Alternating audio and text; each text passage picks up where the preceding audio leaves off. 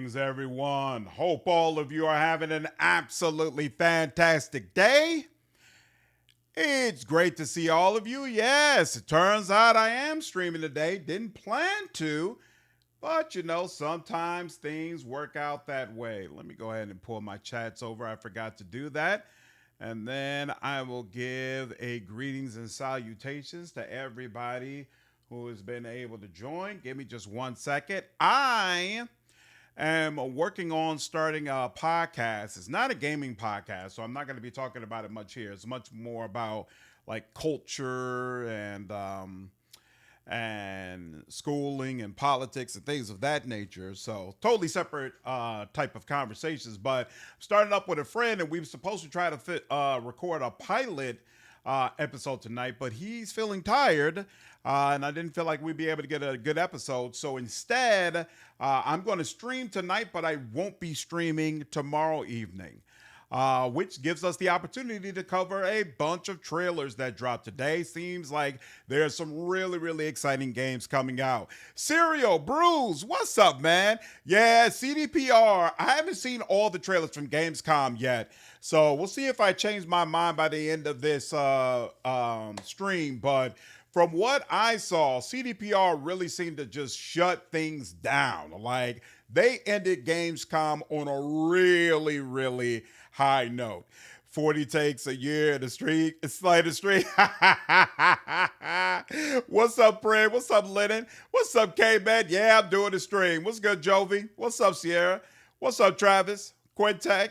How are you all? What's going on, everybody? What's up, Shinrugal? How are you, dude? I feel like I haven't seen you in a minute. Hope you're doing all right. What's up, Pop Man? What's going on, everyone? Hope you're doing well. What's up, Mistra? Yeah, CDPR is a goat, and they just reinforced it with the showing today. In fact, seems like everybody kind of already knows about CDPR, so those are probably the trailers I'll kick the stream off today with. Basically, I'm going to go down the list of, I found a site that listed all of the announcements that had trailers today, and I'm just going to go down the list and look at all of them. Some of them I did see during the show, and I'll be able to give you also my thoughts. Some of them I'm going to be seeing for the first time during this trailer. Like, I did not see the Exodus trailer, and I know they did one with the Octopus Companion, who I've been very interested in, so I'm definitely looking forward to seeing that for sure. CDPR upgrading The Witcher 3 to the remaster for all current owners and making the existence DLC free is why we love them. Absolutely. Absolutely. One of the only devs with zero bad games. That's true. That's true. They some of their games started out rough, like Cyberpunk had a rough start, and Witcher 1 had a rough start, and Witcher 3 was a little shaky at the start as well, but they always update them to the point that they're really considered classics by the end, and they do that very, very consistently. Oh, yeah, that's a great call out, Shinrugo. R.I.P. Dolly Parton. That was definitely a surprise to a lot of people. And she was very, very highly regarded, not only from an artistry standpoint, but also as a person. Like, it's kind of amazing the outpouring of messages, not only from fans, but also artists. Like, Eminem posted a letter that Dolly Parton had sent to him after he was inducted into the Rock and Roll Hall of Fame. 3-6 Martin talked about, 3-6 Mafia, some people involved with them had talked about how after they beat Dolly Parton for either a Grammy or an Oscar, I think it might have been an Oscar for like best song related to a movie, she sent them a letter and told them, how proud she was of them and that she was happy they brought the award back home to Tennessee and all that stuff. So just very, very consistently, you heard good things about her. I feel I can't remember her having really any enemies. So definitely a loss for sure, for sure, for sure. Yeah, I'm super hyped for Solasta 2 Serial. Definitely a game I plan to play. I'll be bringing people onto those streams. Excited about it. No question about it. Witcher 3 is literally called the glitcher at the start of it. Yeah, it took time. It took time. So in this stream, we're going to basically go one by one through all of the different trailers. I'm going to give you my thoughts and make decisions about what I do and do not plan to play in the future. I can already tell you that my plan is through 2027, I'm going to play the entire Witcher trilogy in the lead up to Witcher 4. So my hope is to have all three games finished before the new expansion comes out. So I'm not going to be playing Witcher 3 when this remaster drops, which I'm pretty sure is at the end of next month. Next month is already crazy, so I got a bunch of things I have to do anyway. But at some point, I'm definitely going to get to it, and then I'll be most certainly playing the expansion and Witcher 4 right on time. Only hitting me was Jolene. Who was Jolene? Warlock, Mizan 1001, and Exodus. Those are your big three. I don't think I have Mizan 1001. What game is that? Might I play along with you? Absolutely, mister. Let's do it. Let's do it. So first up on the list, we've already been talking about it, so we might as well go ahead and look at the trailer for Witcher 3 Wild Hunt Remastered. This was, I'm pretty sure, the last announcement of the show, and what a way to end it. I've said this multiple times, Witcher 3 is definitely one of my all-time favorite series. Amazing music, amazing stories, amazing voice acting, amazing romances.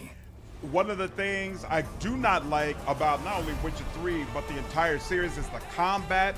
Apparently the remaster is going to change up the combat along with upgrading the visuals and doing a bunch of other things. That makes me super excited about it.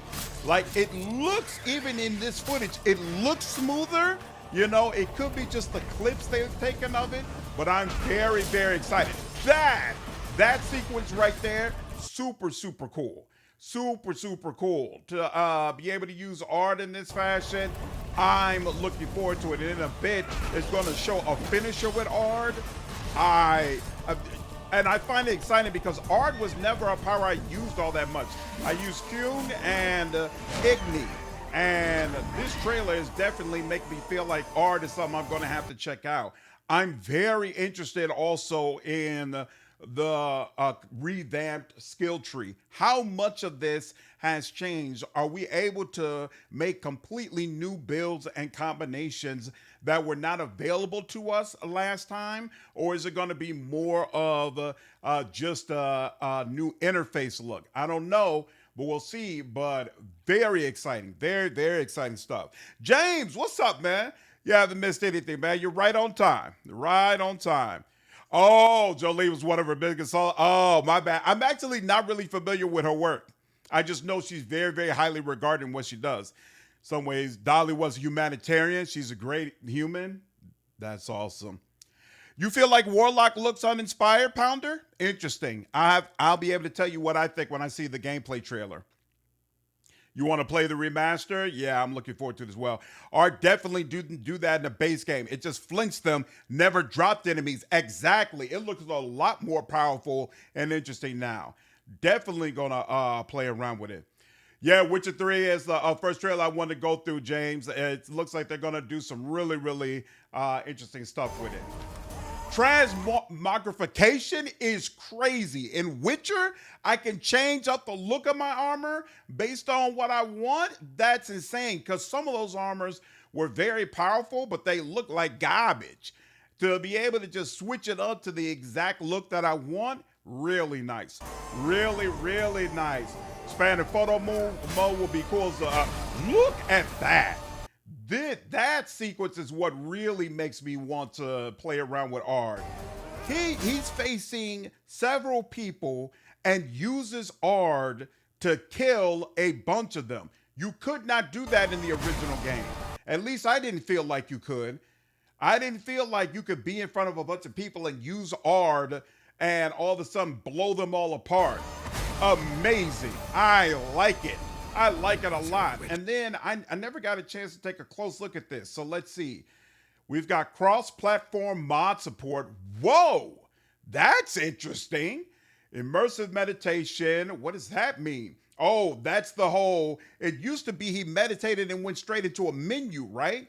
So now maybe you're going to be able to see more of the environment. I wonder if that means you're going to, people can attack you while you're meditating as well. I'm doing good, James. I got no complaints, man. What's up, Slick?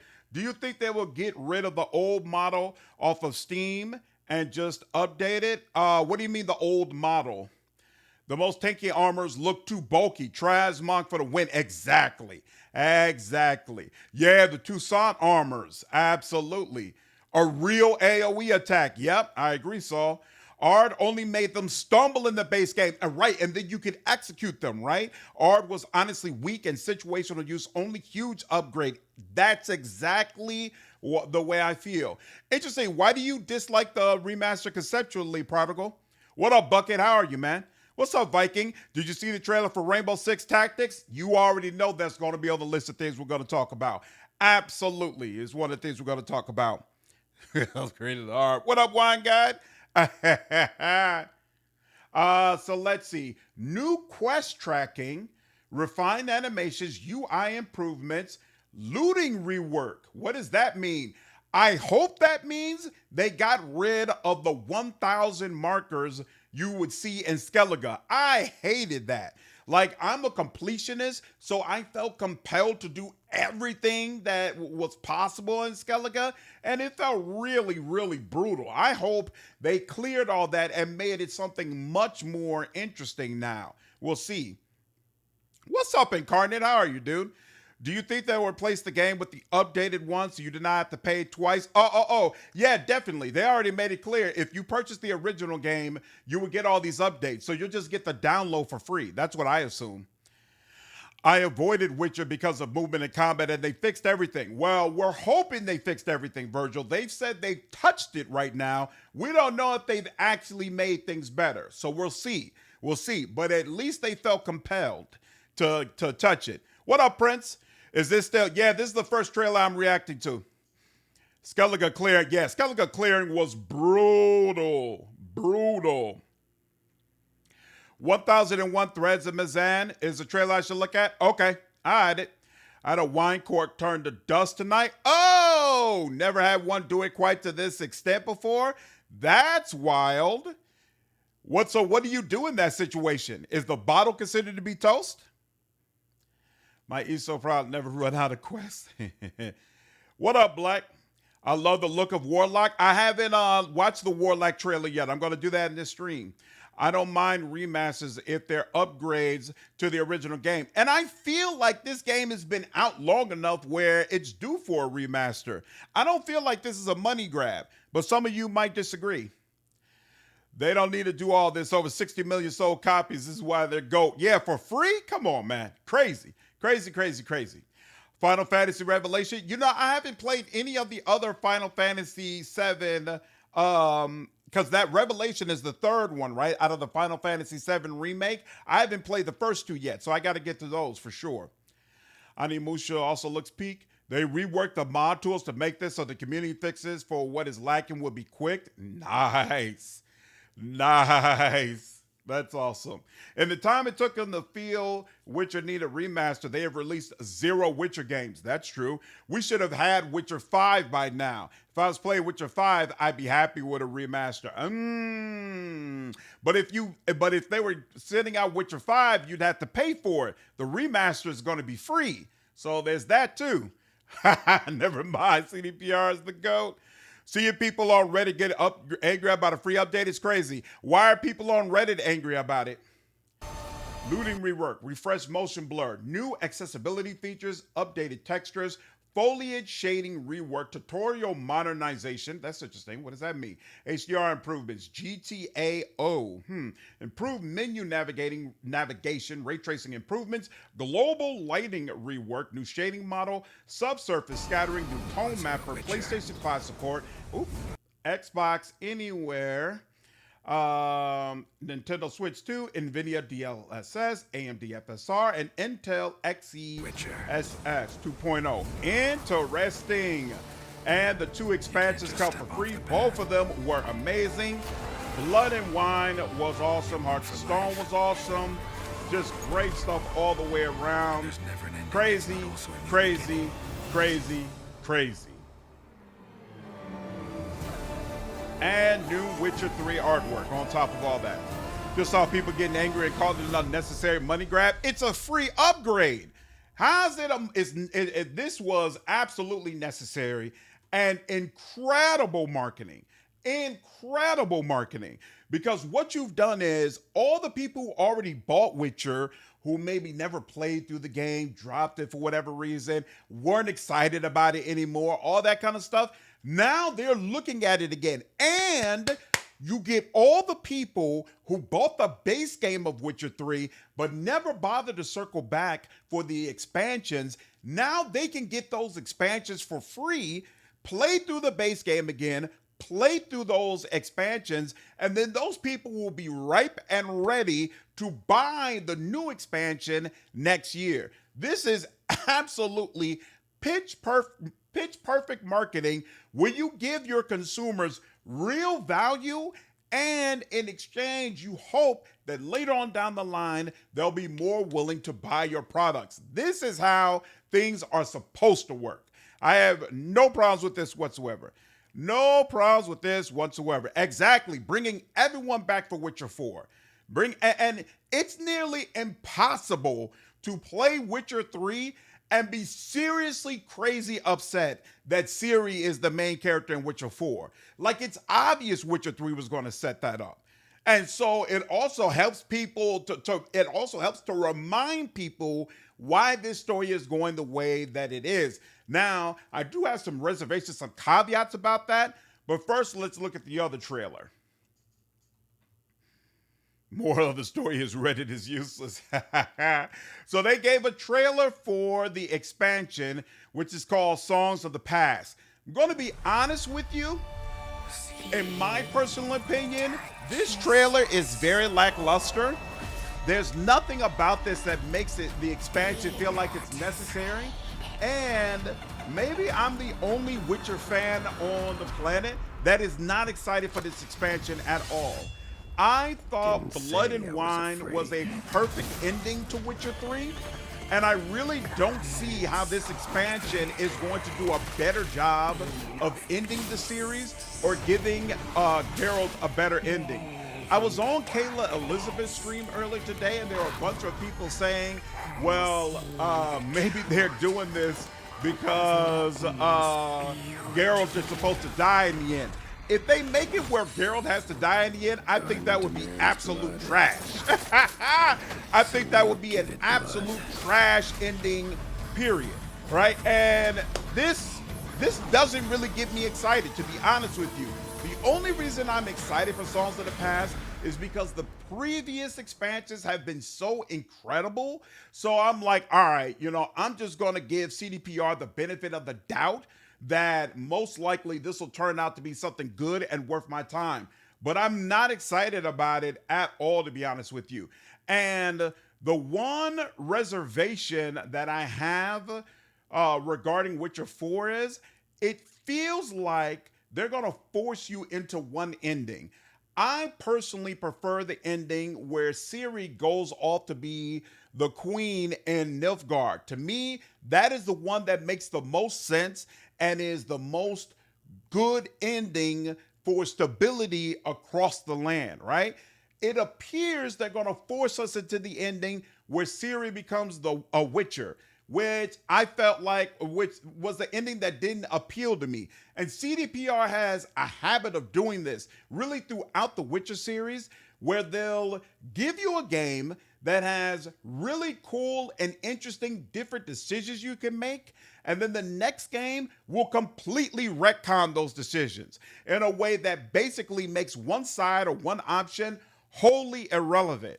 Like we saw that with Witcher 2, you had the option of you could side with the king or basically let the king get away with what he did, or you could decide to side with the dwarves and the elves and all of these people trying to start up a new region. And you could basically side with Yorvith over Roach.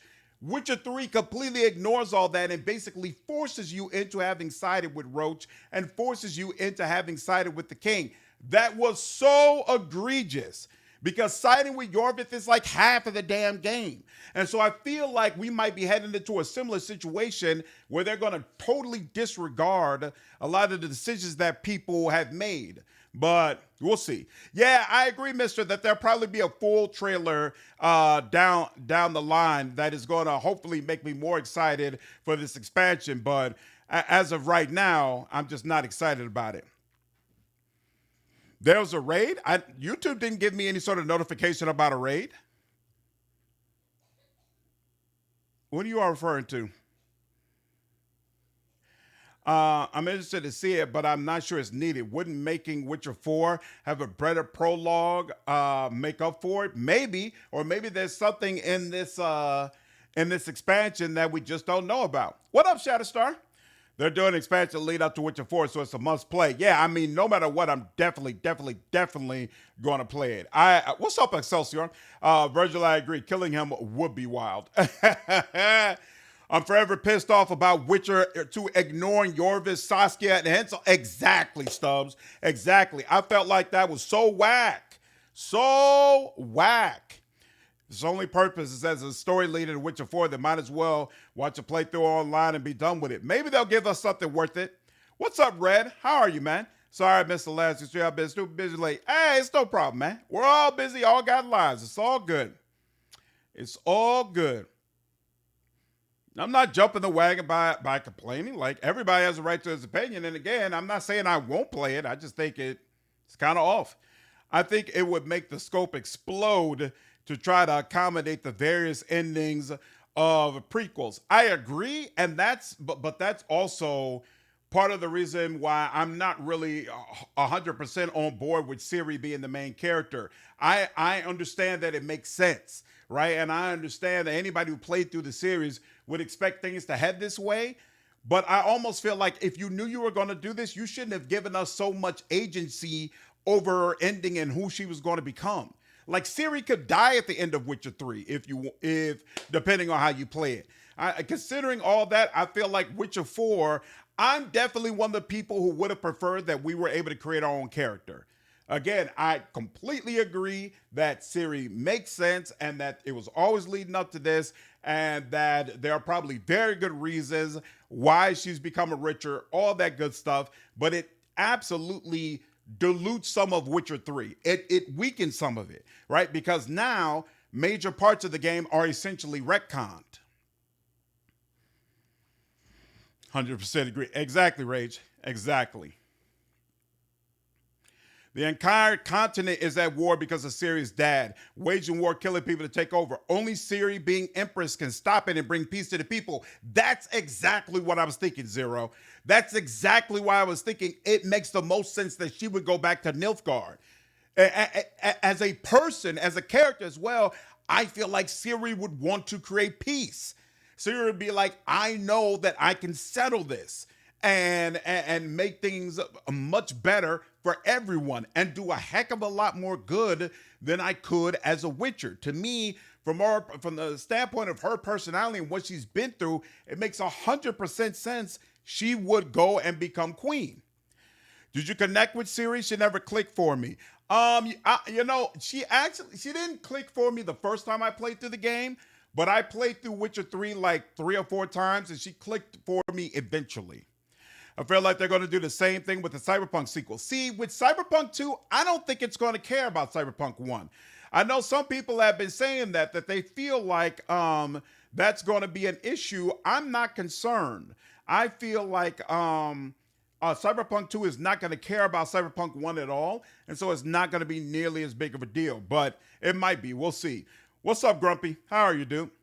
Choosing a Witcher wouldn't have really made sense since the Witchers are pretty much wiped out by the end of Witcher 3. I mean, by that reasoning, though, it doesn't make sense that Ciri's a Witcher. Like, if Ciri could be a Witcher, then we could have had a created Witcher. To me, it works either way. The books are heading towards Ciri being a Witcher. Are there more books coming out?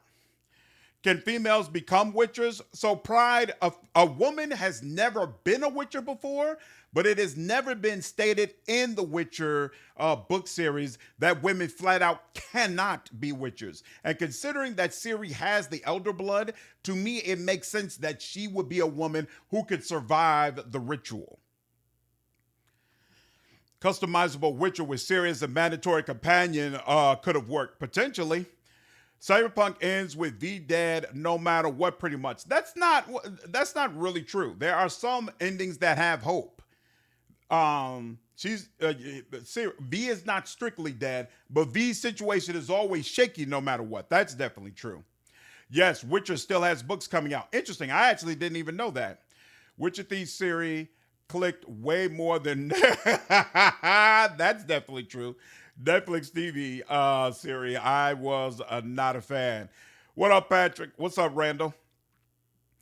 Yeah, my version of V is still with the nomads, and they're still finding a cure, and sooner or later, everything's going to be okay. You all know all the books, Travis? Are they good? Without the Trial of Grasses, I don't think there are any more actual witchers. But Ciri is a witcher, which means Geralt must have figured out how to do it. What's up, Neutrality? You have not missed Exodus. I've only watched the two Witcher 3 trailers. I have not even got to Exodus yet. Still need to retry to play Cyberpunk. Cyberpunk is well worth playing. I definitely recommend it. All right, next trailer. This is a game that I'm honestly still not sure if I'll cover on the channel, but all the previous trailers look kind of interesting, so I figured I'd go ahead and check out this one. It's for 1666 Amsterdam. Apparently, it's going to release into early access, so let's go ahead and take a look. I once promised I would tell you everything about your mother. This is that story.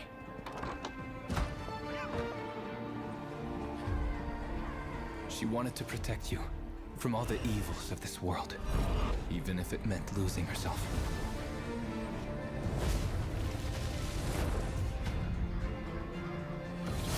Everything she did, everything she sacrificed, was to spare you from the nightmare we endured. That's interesting.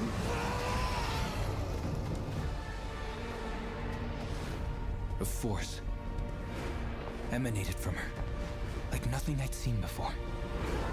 Beautiful and terrifying. My greatest ally.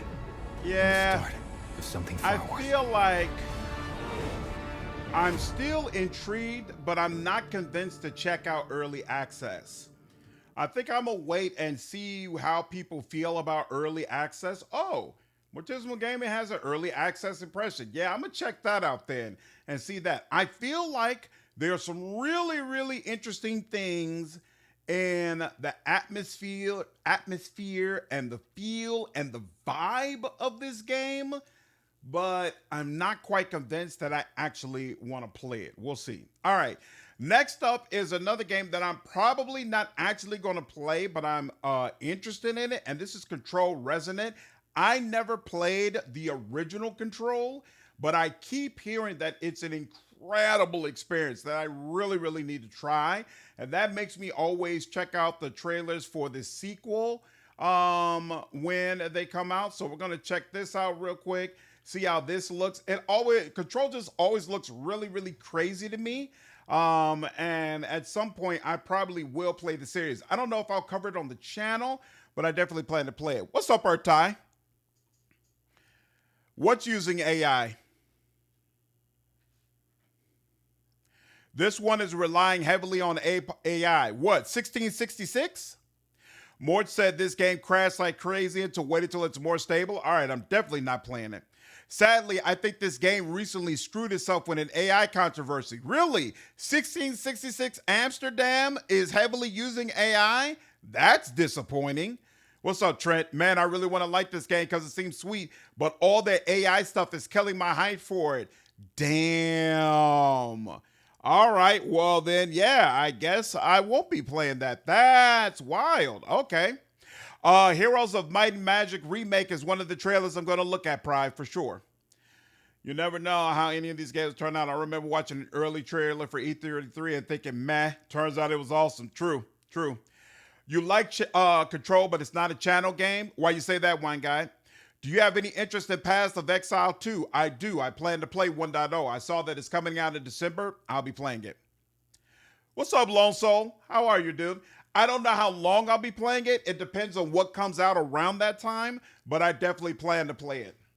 All right, this is the trailer for Control Resonant.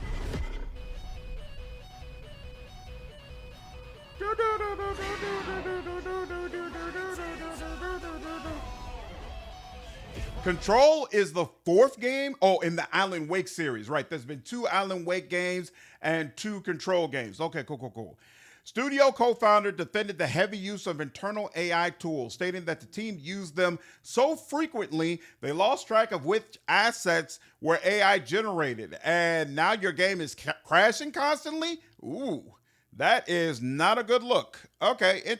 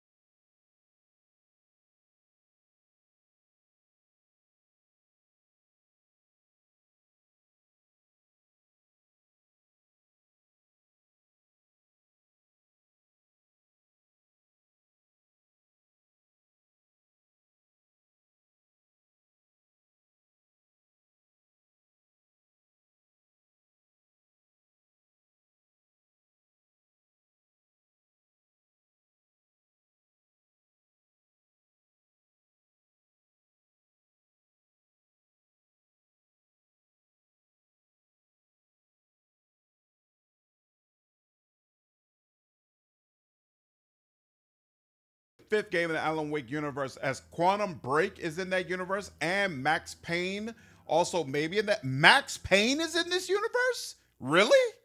Wow. That's crazy. Okay. Next up, since we were already talking about it, let's go ahead and look at the trailer for Path of Exile 2, which is about to get a full 1.0 release. So I have never played any of the Path of Exile games. Wolfheart FPS has been talking about them a ton and really enjoys them. So looking at some of his streams makes me check them out. And I know there's a lot of interesting mechanics in this type of game. And I'm also just curious. I don't feel like I've ever played a game of this type. Now, there's also supposed to be Pathfinder Abomination Vaults, which, depending on when it releases, that might be the first game of this type I play. But actually, I think they already said it's going to release in 2027, right? So yeah, Path of Exile 2 then might be my first crack at this. I do plan to at least check it out because there's so many people in the community who say they really enjoy this and that it's awesome. Path of Exile 2 is good, but it's been hit and miss depending on the update. Oh, each time they update it, it kind of screws it up. Interesting. What up, Agent? Yeah, I definitely plan to be streaming on Thursday. It's essentially like a horror thriller type of game. Control is sci-fi, but the overall series is incredibly meta. Think Twin Peaks, X-Files, etc. Got you. Okay, interesting. Think I would enjoy them? Sounds like a plan. Prodigy. The song is called Omen. Okay, interesting. What's up, Boom? Alan Wake 2 is awesome, but it got overshadowed by BG3, so did a whole bunch of other games. In the arena, glory is witnessed. Is this Path of Exile? Okay, it is Path of Exile. It is taken. I remember there being like a really cool looking druid guy, right? Who could like turn into a bear or something. I think that was Path of Exile that I was looking at.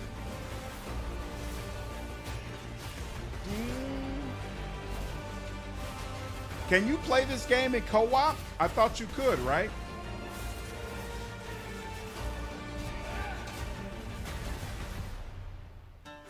Damn, that's a big sword.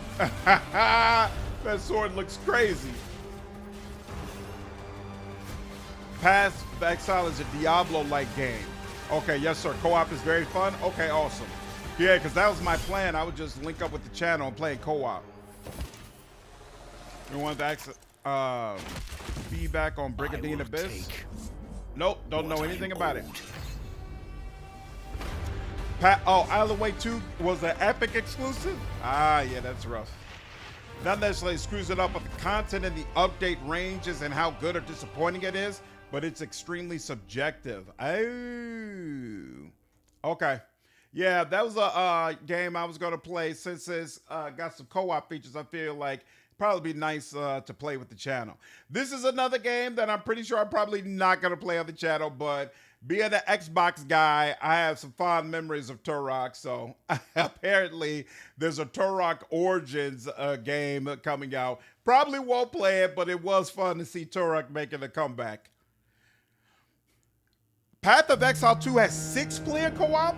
6 players can play at the same time? Really? Continue to wage war. Supposedly a free game and the inventory upgrades. You need to have a stash big enough for multiple characters. Had to pay for extra. Our only hope. The Order of the Turok. Mystical guardians armed with enhanced abilities. The war has moved to the Lost Lands, a site of ancient ruins and creeping danger, where clawed, ravenous threats lurk in every shadow, where even the wind whispers death.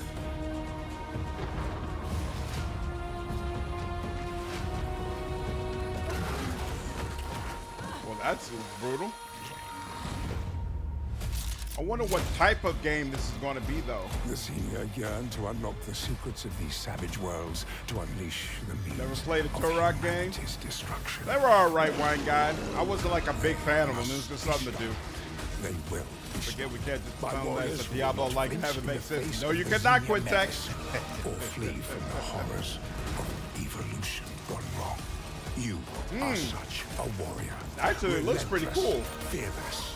You will give no quarter to your enemy.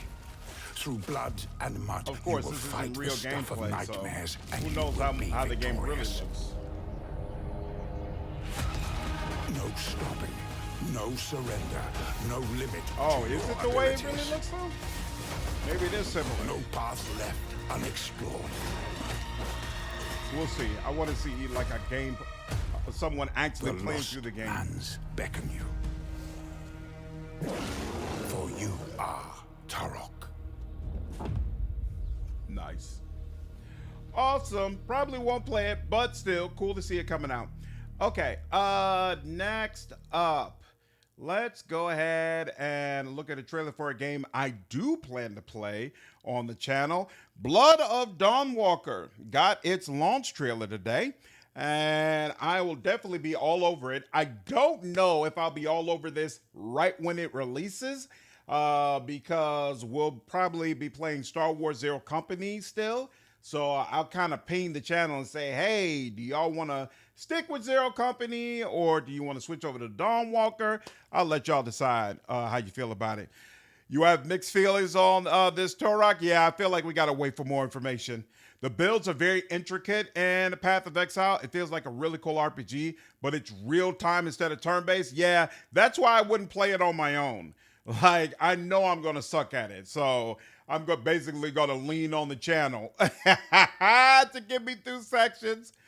When do we get the next news about Solasta 2? Well, we just got news that they're releasing an update on September 10th, Mike. I put out a video about that a couple of days ago. Not sure if you saw that. Path of Exile 2 is isometric fantasy Borderlands. Oh, that helps me. That helps me for sure. Vampires again, Doja. I'm excited for this, but I'm going to wait a month or two just to be safe if there are bugs or performance issues. Yeah, we'll see. I'll definitely let you know in my review how I feel about it. We are not going to want you to leave Zero Company, I suspect. Yeah, I kind of suspected too, Wine Guide. So I might start playing Dawnwalker a little bit late. We'll see what's going. We'll see what happens. What up, Toxic? What's your complaint about Gamescom? You can play Path of Exile with the best player in the world.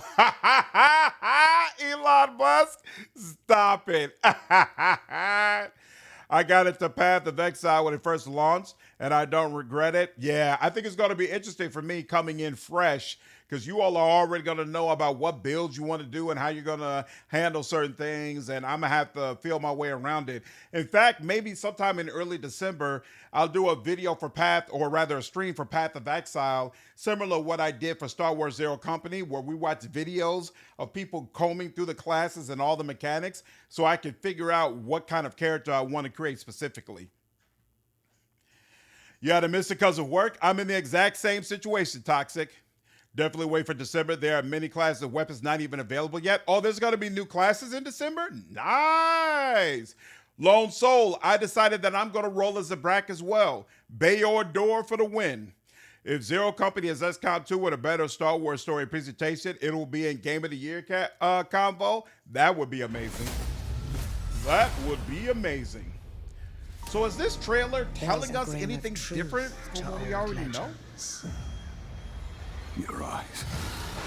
A brachier, 7 feet tall, fangs long as snakes.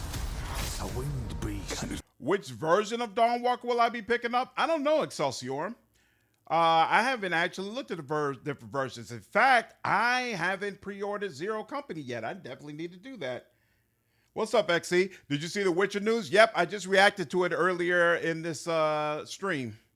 A demon from the depths. Do a surprise stream of Full of Radiance. No, please, no. I gave you a blessing. I hope you enjoy my gift. None of us has any love for the Valkyrie. But this one, he's different.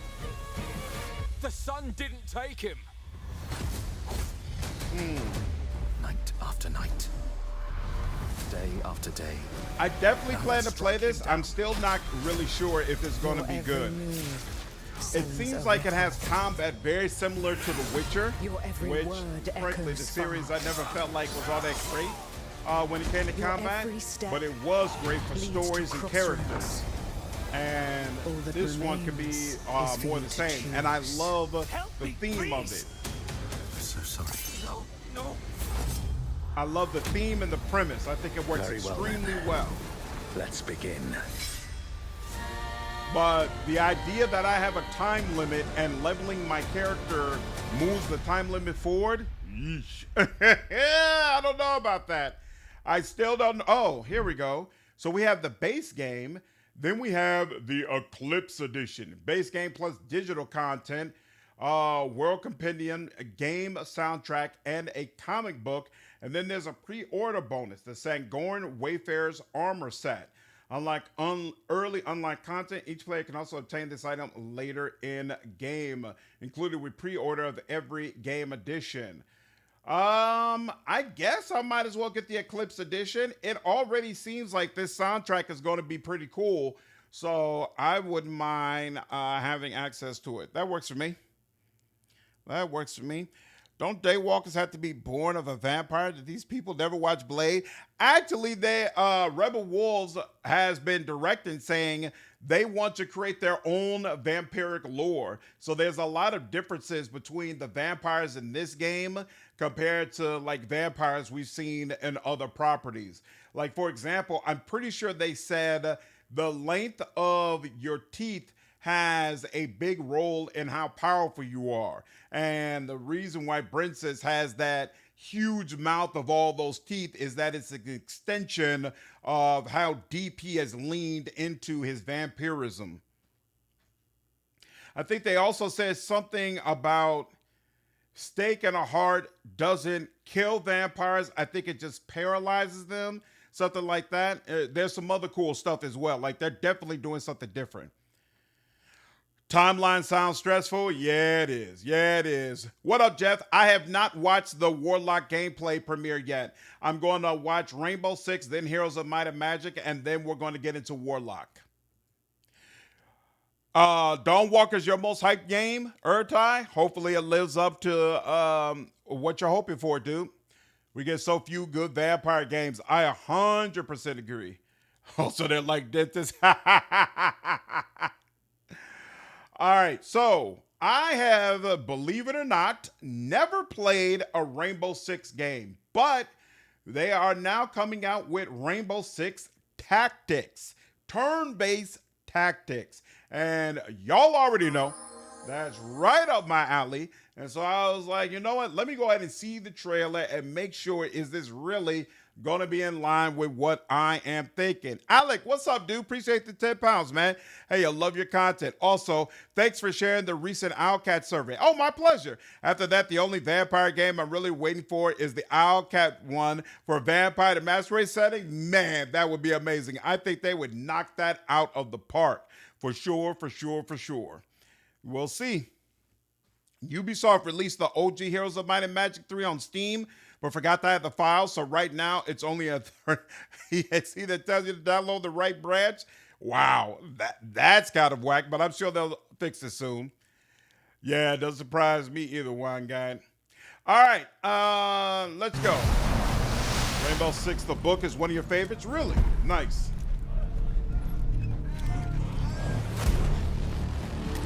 This is looking very XCOM-ish. This is it. What does that These do? tangles are in for a surprise. Take your positions, team. Breaching! 6 on station. Let's show Cares that Rainbow's back. Can you? Oh, I like that. I like that. One of the main things I like about XCOM 2 is the way you can use explosives to blow up walls or blow through doors so that you can either remove cover or give yourself another entry point or something of that nature. So to be able to do something similar in this game, this is already looking right up my alley. Ooh. So I wonder if you can use it to like get a surprise round The against people behind enemies. this, I have Like seen you them blow before, open the and door they and must they're be all planning shocked, so something you get, bigger. free Send me hits against everything you them. dig up on the That'd be agency bombings. interesting. There's no time to waste. We've contacted Rainbow's Recruitment, Zephyr, Frontline, Original Faction, Grom, Breach, and Crowd Control Specialist. Breaches walls, concusses enemies, and controls the area with her light machine gun. Stats, health, armor, damage, move, ammo, and range. KS-79 Lifeline. It's a double barrel launcher that fires both concussion and impact grenades. So she's essentially a grenadier. Interesting. This is using the characters from the PvP game. Really? That's interesting. Why do you have mixed feelings about it, Wine Guy? What's up, Dustin? Rainbow Six Vegas was awesome playing growing up. Ah, nice. I never got the opportunity. You love Rainbow Six Vegas as well, Shimrugel? Nice. Tactics fix Rainbow Six perfectly if you read the book.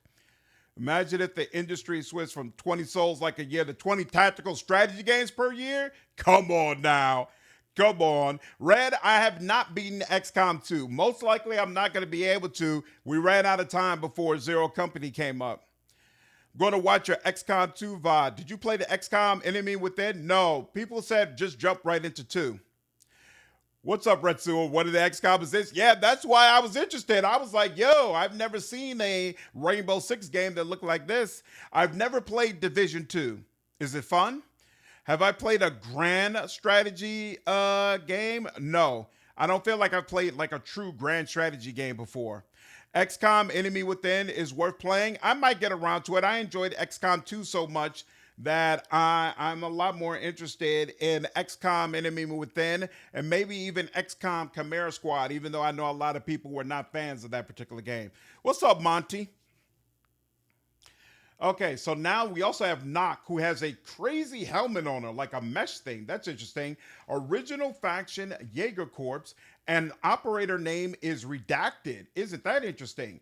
Close range flanking specialist utilizes stealth to silently eliminate enemies with her shotgun. How do you eliminate an enemy silently with a shotgun? Very interesting. Hell Extension, counter intel device that scrubs Nock's image from observation tools and reduces her noise with exceptions. Interesting. former operators. Oh, wait. Expanded. Hold on. What did it expand to?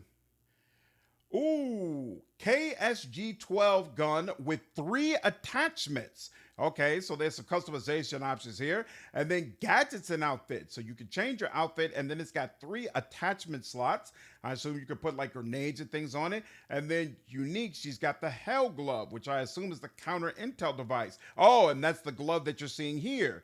Very, very interesting. She has a silent shotgun. How does that work?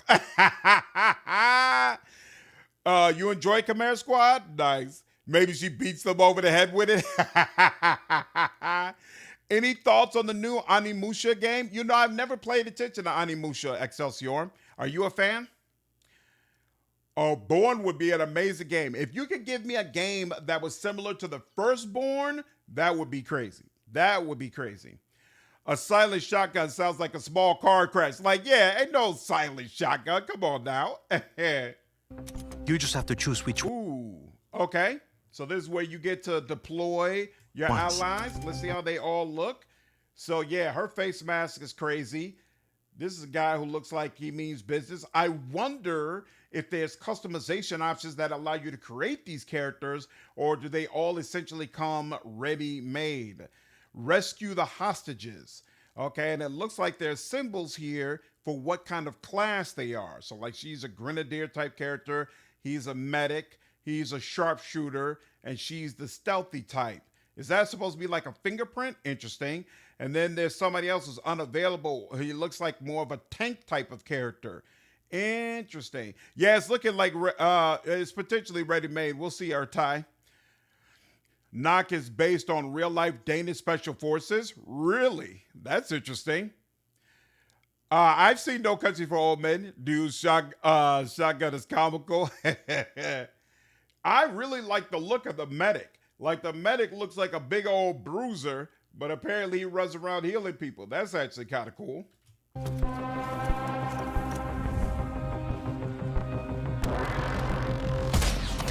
Ooh. On the floor, now! Shotgun rounds can go through people. Okay. Nice. Very nice. We've got active hostiles all around, team. Move fast and stick to cover. That wasn't silent at all. I'm seeing increased activity across all channels. Want us to put out more fires? We'll put out more fires.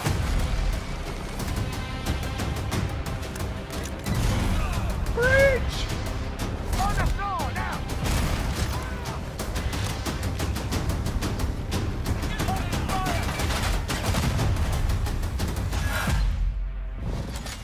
Was he holding a hammer? Whoa! You look at that. Yo, I wonder if that's a play style. Can you just run around with a sledgehammer? Like, obviously, that really helps with Breach.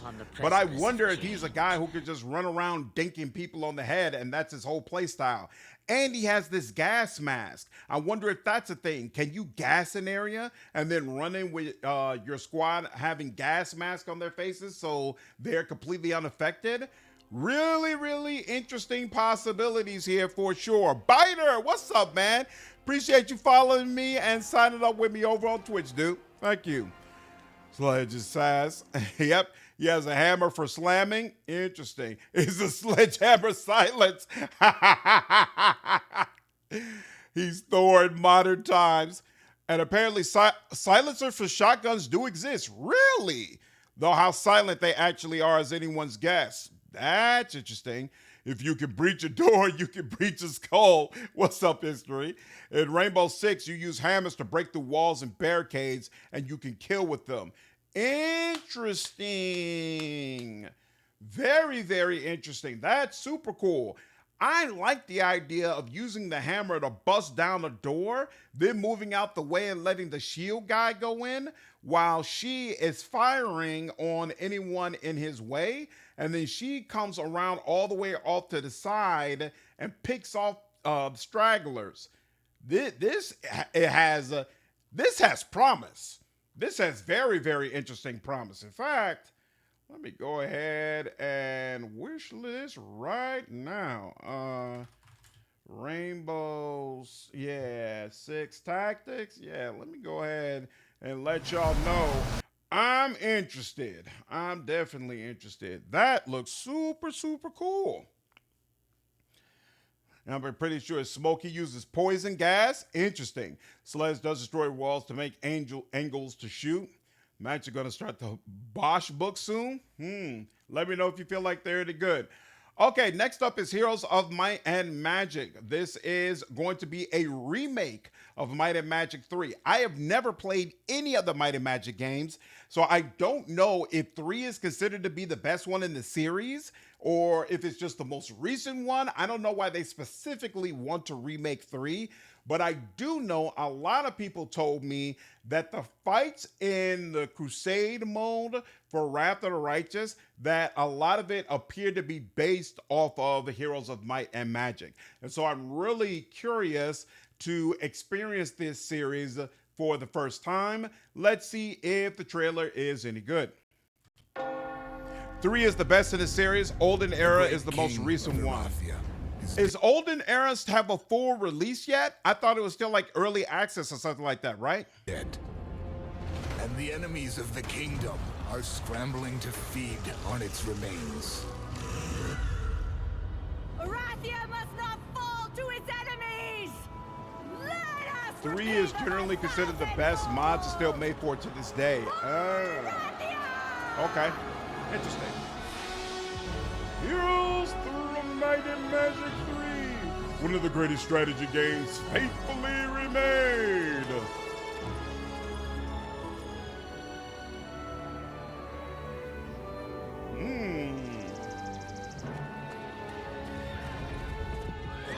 Uh-oh.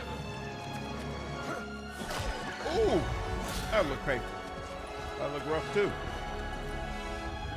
So for those of you who have played it, is any of this looking familiar? Is this something that excites you, or you're like, eh? I wonder if this is going to have mod support. Relive the entire saga. Armageddon's blade. The realm strains under a gathering storm. Heroes will rise. Kingdoms will fall. Irathia. The variety of characters looks really, really cool. I will say that. What makes this one so highly regarded? Was it the story or the look or the mechanics or what? It's still early access, but that's it. Heroes of Might and Magic 7, though I call it less a game and more tragedy. Uh-oh, is that bad? Heroes of Might and Magic is kind of like a randomly generated series of battles under an overworld map. It is kind of cool. Heroes of Might and Magic 3 is very old. This is a huge facelift. Okay, interesting. Nice. This is very much the old game with a new coat of paint, which is probably what most people want. Okay, nice. Nice, nice, nice. All right, next up, I want to go ahead and look at Warlock. I feel like this is going to be very interesting. I like the voice actresses that have been attached to this project. So I can't remember their names, but one of them came from Battlestar Galactica. And then the other one was one of the main villains in Baldur's Gate 3. And both of those ladies did tremendous work in their respective roles. And so I'm really, really hoping that they knock this out of the park and Warlock turns out to be something interesting. So I want to walk through this, but first I need to grab a drink and use the bathroom real quick. So give me 2 minutes and I will be right back. Blood Blood, what's up, man? Appreciate the $2 donation, dude. It is the best one. Oh, predecessor of Warcraft 3. Oh, that's interesting. I didn't know that. Wine Guide and Pounder were both unimpressed with it, really. And Bucket, you feel like the game looks janky as well. So, Trisha Helfer. Yep, that's the character, the actress from Battlestar Galactica, who I feel like her work was really, really cool.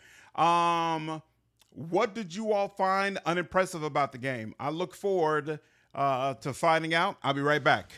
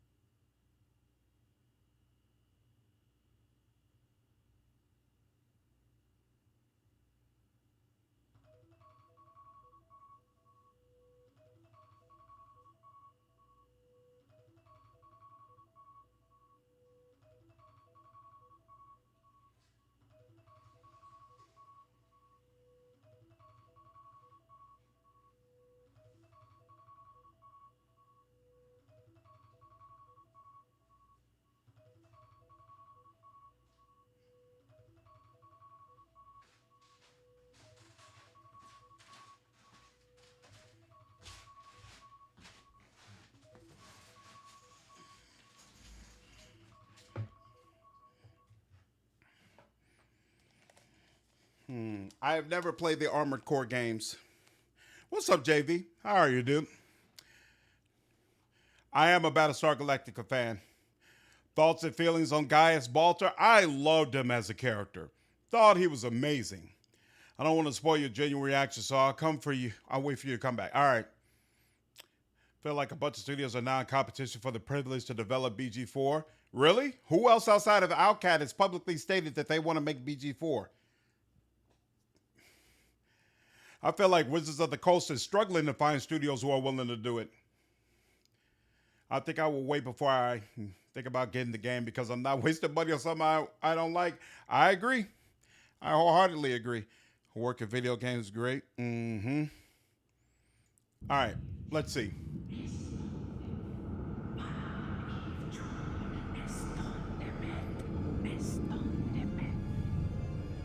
Have your deepest desires come true?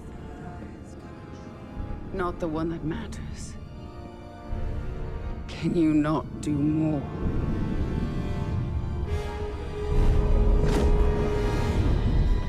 More? You still think this is your quest?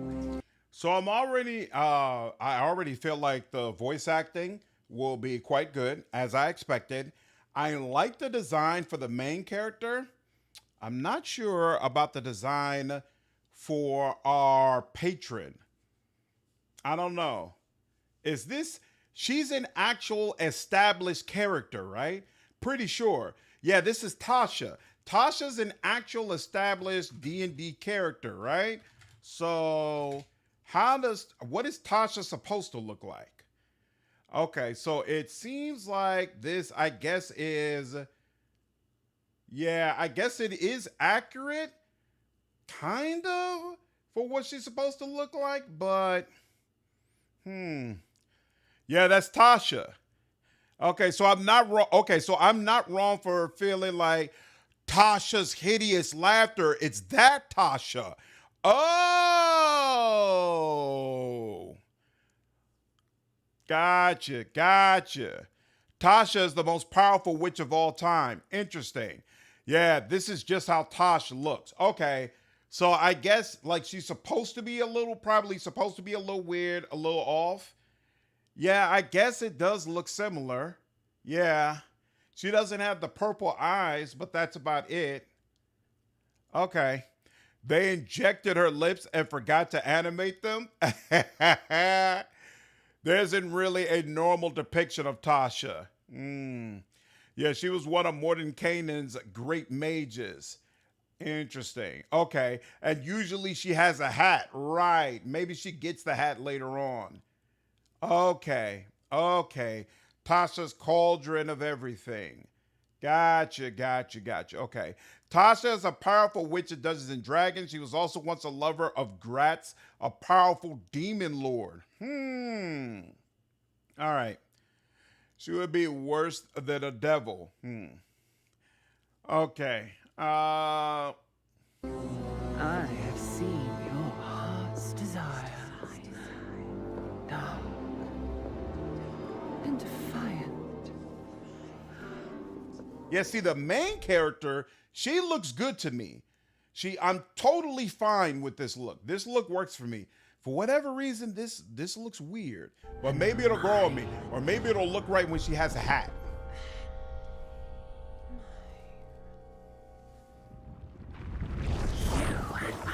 Through the warlock's eye. Okay. Gives her a power. I love the premise of us playing a warlock. I think warlocks are so freaking cool. The idea of us having a patron and Open your eye and see what I see. having to figure out how to balance what the patron wants and all that Find stuff. raw magic. What did your patron want now? None of your concern, imp. Wait, so he said, what did your patron want now? So I guess he doesn't know Tasha, so that's our imp? Does that imp belong to us? Town up ahead. That's interesting. What do you know of it? Crickshank. They say it harbors a secret. All right. Let's see if it's a secret worth keeping. That's all interesting. Okay, so we have some form of telepathy, and it allows us to, I'm sorry, not telepathy, telekinesis. And it allowed us to pick up a lamp and throw it at a bunch of foliage to set it on fire. What would have happened? I'm just curious. There was nothing else like that, right? So there's this one lamp sitting there. What happens if you pick up the lamp and just throw it into the water or throwing into something else that it wasn't meant to use? I'm just curious. Would like a new lamp just automatically regenerate here? Or how would they handle that? Okay. Can you create your own warlock? You cannot. You have to play as this woman. Warlocks gain their powers from a patron, so it could be any god or something worse. True. In the current lore, she's an outright Fey god, so it's probably not that one. The imp sounds like Armin Shermerman, Quark from Star Trek. Nice. Oh, the imp is her familiar. Oh, nice. Okay. Mage hand. It doesn't look like mage hand to me, but let's see again. Yeah, she just pulls it to her. It doesn't, I don't think it's mage hand. Secret we're keeping. Oh, do you have to open the door and fire? Now you have to repeat the mechanic with water. Fun. Yeah. Probably a demo tutorial session. We'll see. But I would give you X-ray vision at some point, probably. They won't take kindly to me either. Well, well. Ooh. Okay, so I like this. I love being able to walk around in like a fantasy world and talk to really cool creatures. So if we can go around and talk to like orcs and dragonborn and all that stuff, and they're just living amongst each other like this is just regular, that's going to be really, really cool. Really, really cool. Right, telekinesis. I agree. Telekinesis. Everything's on flashbacks in Divinity. I can't wait. I missed that from Baldur's Gate 3. You're supposed to be able to set everything on fire, then bless the fire, get holy fire. All of that's gone terrible. Maybe the imp comes and lights it on fire. Anything's possible. Okay, so there's an orc there. What other kind of creatures you all got? She walks with the devil. Ooh, they don't like you. They don't like you because you're a warlock. But wait. See it in her eye. The mark of a warlock. Are warlock marks just like known in that way? I didn't think so. I didn't think you were supposed to really be able to just look at a person and know they were a warlock. Stop staring, you fool. Interesting. It's better if we don't look. Spare a coin, stranger. Have pity for an old soul. Okay, so I like the way she's walking past people and they're reacting to her. But again, it's a little weird that they all just know she's a warlock. And I kind of don't like it. Seems like you can't actually go up and talk to or interact with anybody. Seems like it's going to be very, very linear. Could be wrong, though. Could be just this particular quest. We'll see.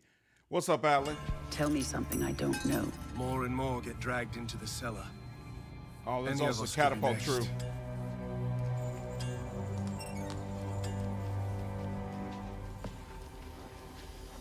But warlocks are not the only ones who can have imps by their side. She could be just a regular wizard and still have an imp.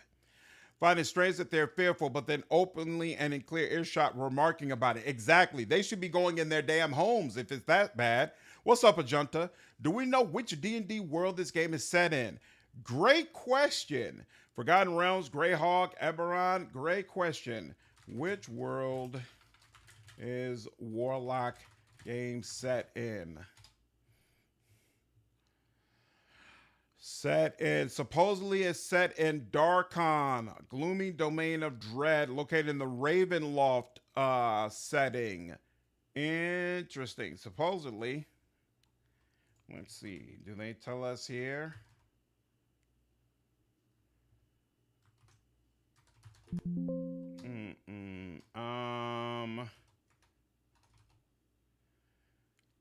Dreadfall. Okay, interesting. If it's Ravenloft, what's that based on? Shows off first. It will be set in Ravenloft. Warlock shows off first. Gameplay footage will be set in Ravenloft. Where do they get that from?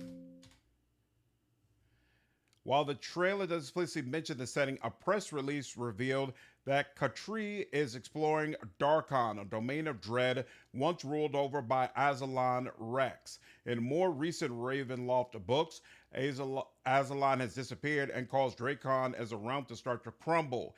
As Castle of Burnus is shown in gameplay, not in a state of perpetual destruction, it appears that this game is set before Azalon's attempted escape from Ravenloft. What pretty much all spellcasters in Ravenloft will be warlocks. Oh, okay. So wait, I don't know anything about Ravenloft. What is that?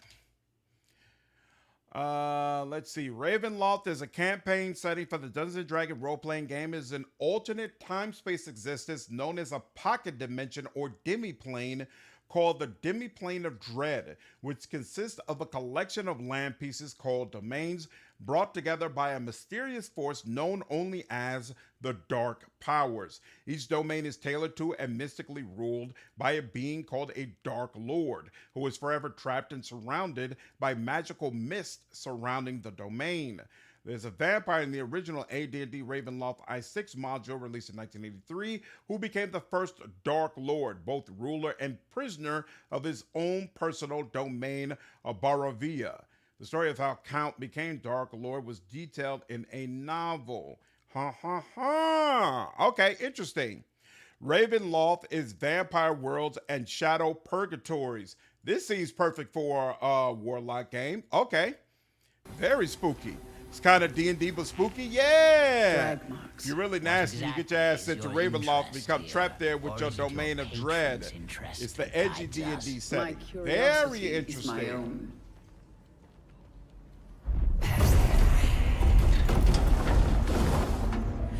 There's more of that telekinesis. Okay. Whoa. We've got a mist-like power as well.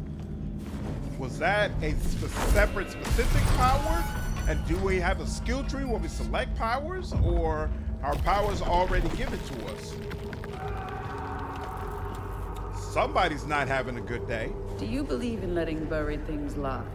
In my experience, buried things do not lie for long.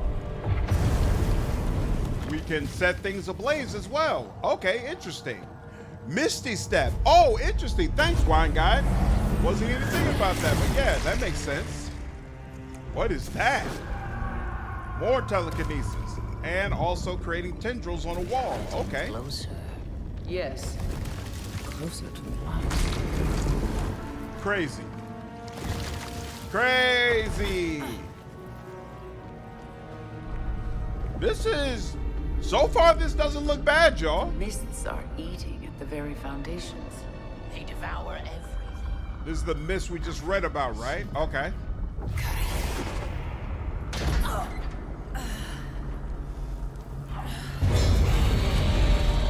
Whoa! Watch out.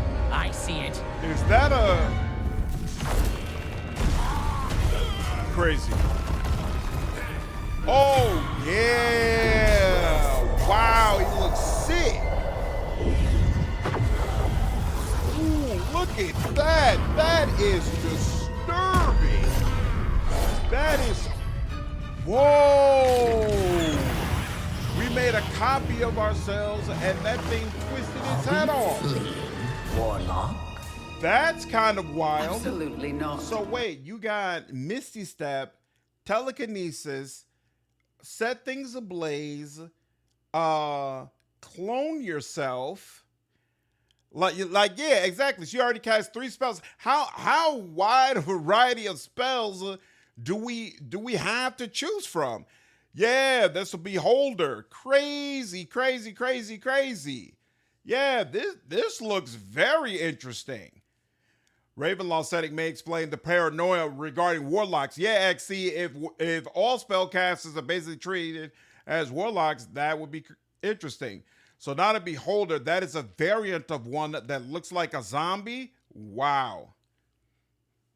Wow, she took 15 short rests, but they were off screen. What's up, Constant? This can't be a warlock. Warlocks don't get to enjoy spamming their spells that much. I wonder what the pips on the lower right are. That's an excellent question.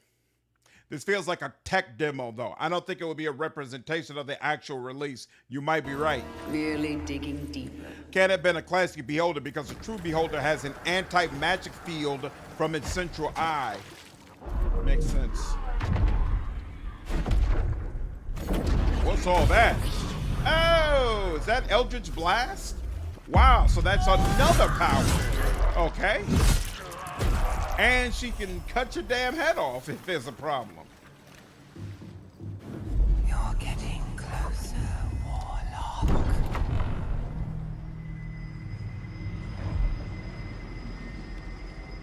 What is it you see?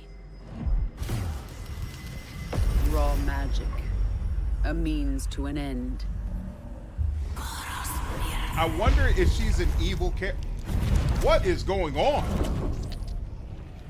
Holy moly! Is that supposed to be a crafting table? What's good? Blood, eyes, and worms mixed together. And now it's raining all of a sudden. And she looked at her hand. Okay. Not an option. Wait. So wait. So we see this down here. And before, there was something else here that had like 1 or 2 pips on it. But then... Something tells me we're not free. Right. So we got these 2 bars here. Both of them have pips. But there's something else. What is going on? So there's 2 things with pips down at the lower right. And then there's some sort of menu, like maybe she's holding down right button or something like that. And that's giving her, so look, this looks like Misty Step, right? And maybe this is telekinesis. And this would probably be Eldritch Blast. And I don't know what this other stuff is. Yeah, so that was a ritual casting. Yeah, that's crazy. That's wild. Very excited for The Witcher 3 Remastered. Yeah, me too, Owen. I think it looks really, really cool. Yeah, I don't know what's going on here, but there seems to be such a wide variety of things we could do. And I don't know if when she looks like she gave herself electricity. So did she cause rain and give herself electricity at the same time? That's crazy. That's crazy talk. Not an option skill. What I need is... Does the rain and the water make the electricity more powerful? Also, how do you know that it's even doing good damage? Like, I'm not seeing any indications on the enemies whatsoever that we're really doing good damage to them until they finally go down. What's up, Arsha? Oh, that's got to be the Witch Bolt spell? Yeah, you might be right. You might be right. Might be spell slots equivalent, but they recharge somehow.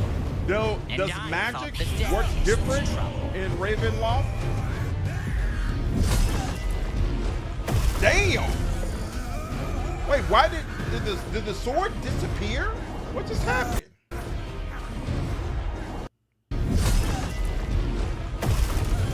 What was that? Good Lord.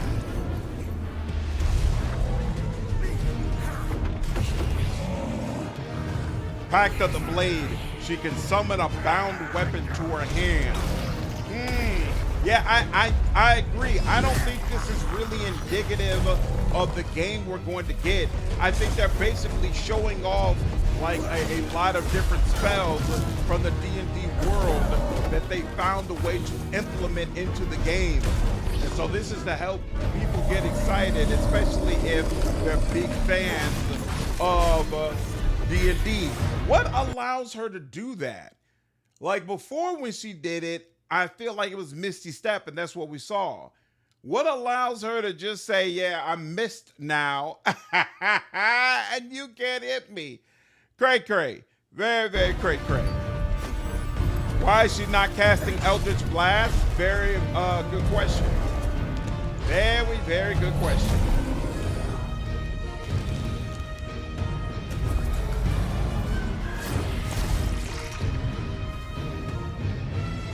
There go the tendrils again. I remember this spell from Baldur's Gate 3. I don't remember what it's called. That one was Blink. I thought Blink was a teleport. That was brutal what she just did. Beyond brutal. Some Highlander that could only be one. She's going through a quickening. Give her some privacy right now. Interesting.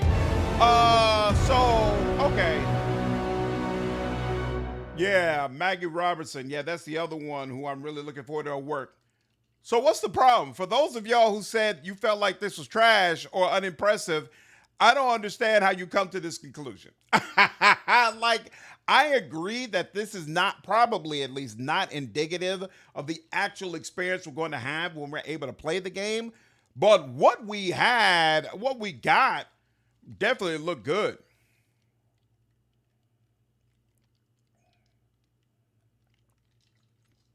I don't have an issue with it. I mean, I don't like that we weren't able to talk to all the people. It seems like it's going to be extremely linear. I definitely agree with that. And we haven't seen like any boss fights or anything. So like, I'm not sold on the game at all. I think there's a lot more they need to show for us to make a determination about whether or not this is a must play. But that wasn't bad to me. It feels odd. I do agree it feels odd. I don't think this is legit. I don't think this is the actual experience we're going to have when we get the game. If nothing else, there's just no way we're going to have this large a variety of spells that we can run through at any given point in time early in the game. You know, maybe that was supposed, and it doesn't seem like that's supposed to be late game footage either. So I'm good with it, but I'm also not sold yet. I'm not convinced that, oh, this is definitely something we want to get.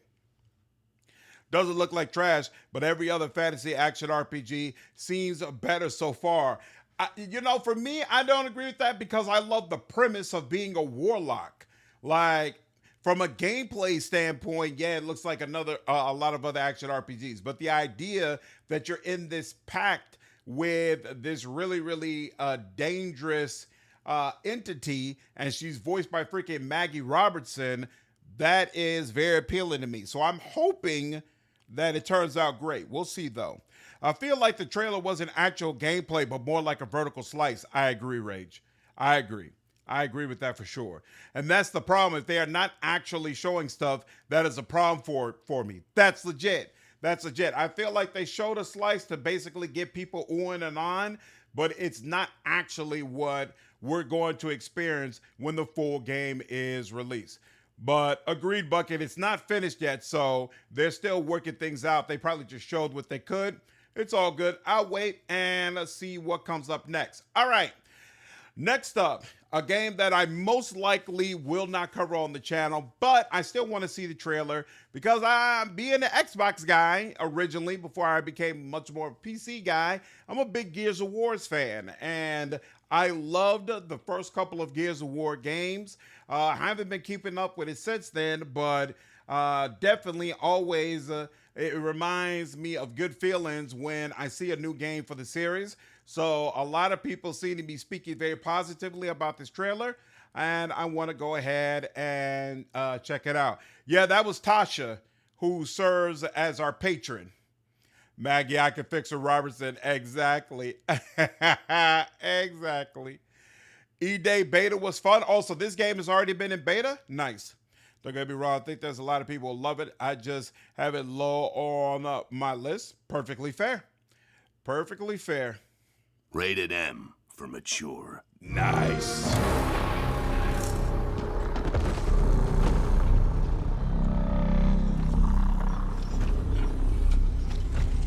What the fuck are you?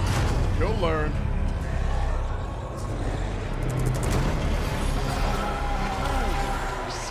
I don't think I ever played Gears of War multiplayer left. I think I only played it co-op. Good to see a few more Gears made it through the night. You four belong to me now. Designation, Bravo Squad. No one knows what these things are or where they're coming from. This is more than an invasion. It's a fucking war. The reports are still coming in, but whatever this is, it's happening all over the city. Actual monsters are coming out Gears from the ground tactics, and ripping I'd my be people all about apart. it. And those are my Gears out there holding the line.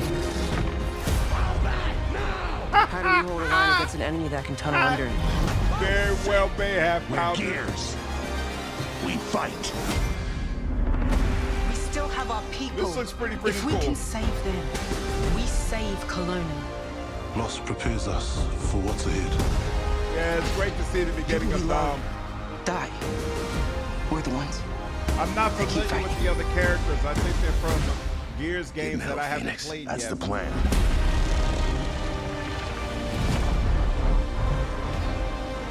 There's a Gears Tactics game?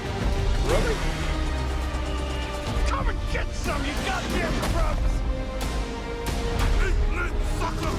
I mean, Jovi, There'll be the no dialogue support. in Gears games have never you been fall, really that crazy. We all do. You don't play it for the talk. We do this together, or we die together. Yeah? To the end. Looks like a good time.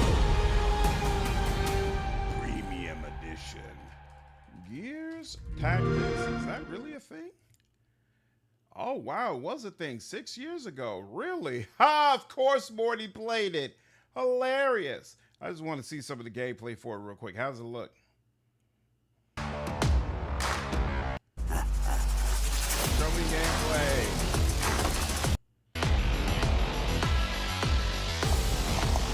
Wow. What else aren't you telling me?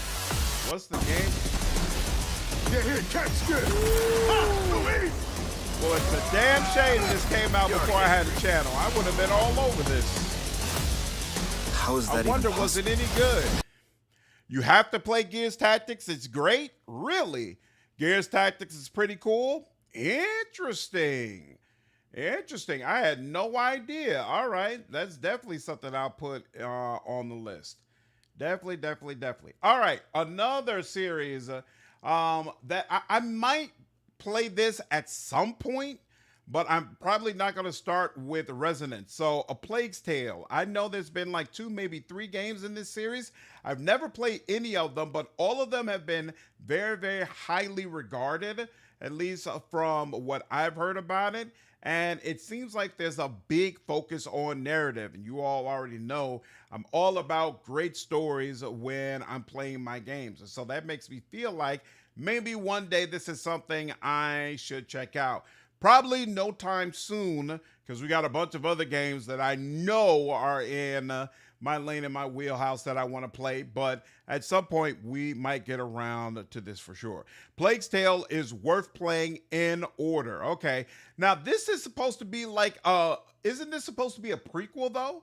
Like, does it make sense to actually play this one first? This one looks awesome. They are really good games. Nice. You kept getting stuck, so you quit. That's rough. Such a good series. If ZCOM wasn't out on the same day, you jump on it. The story is paramount in these. You'd watch somebody else play it. Sure, I'll go through it. Why not? Playtorial story is fantastic. Must play. Death is your burden. Break the silence. I have to leave this island. Yeah, Owen, I've got a lot of things on the list. A lot of things on the list.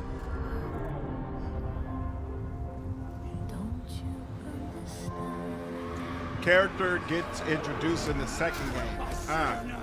You betrayed me. The first game had a great story, almost on par with The Last of Us. Wow. Now I understand.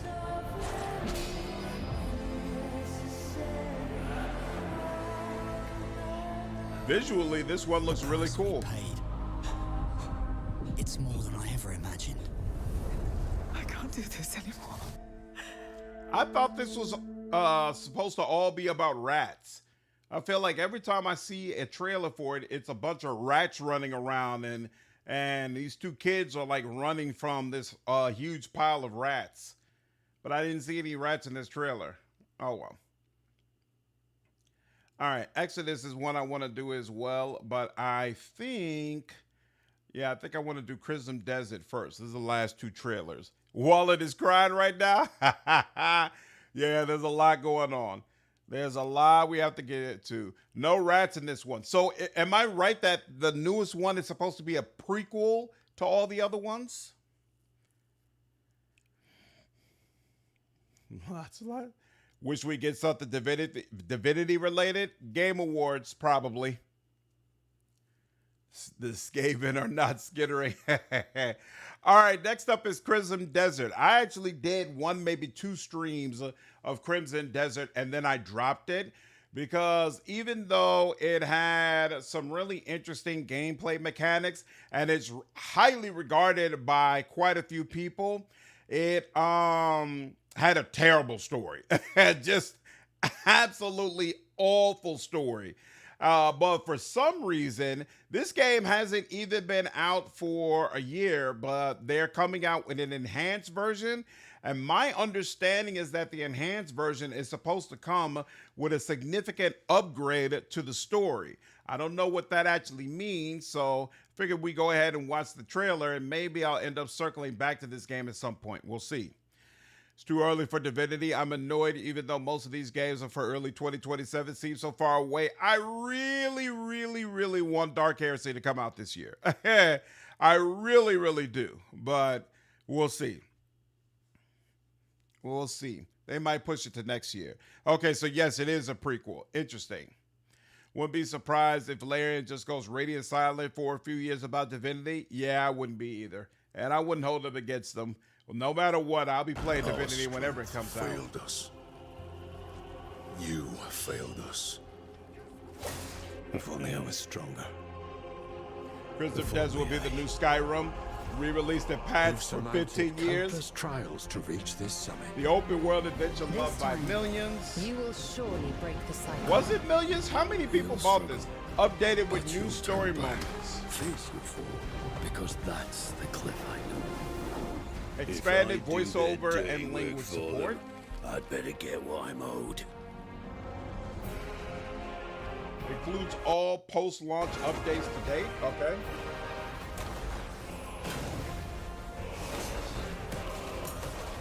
Even if the end is written, I will walk the full Is this length a of free this path. update for those who already have the game? New story moments, expanded voiceover, subtitles and interface, all post-launch content to date. Okay.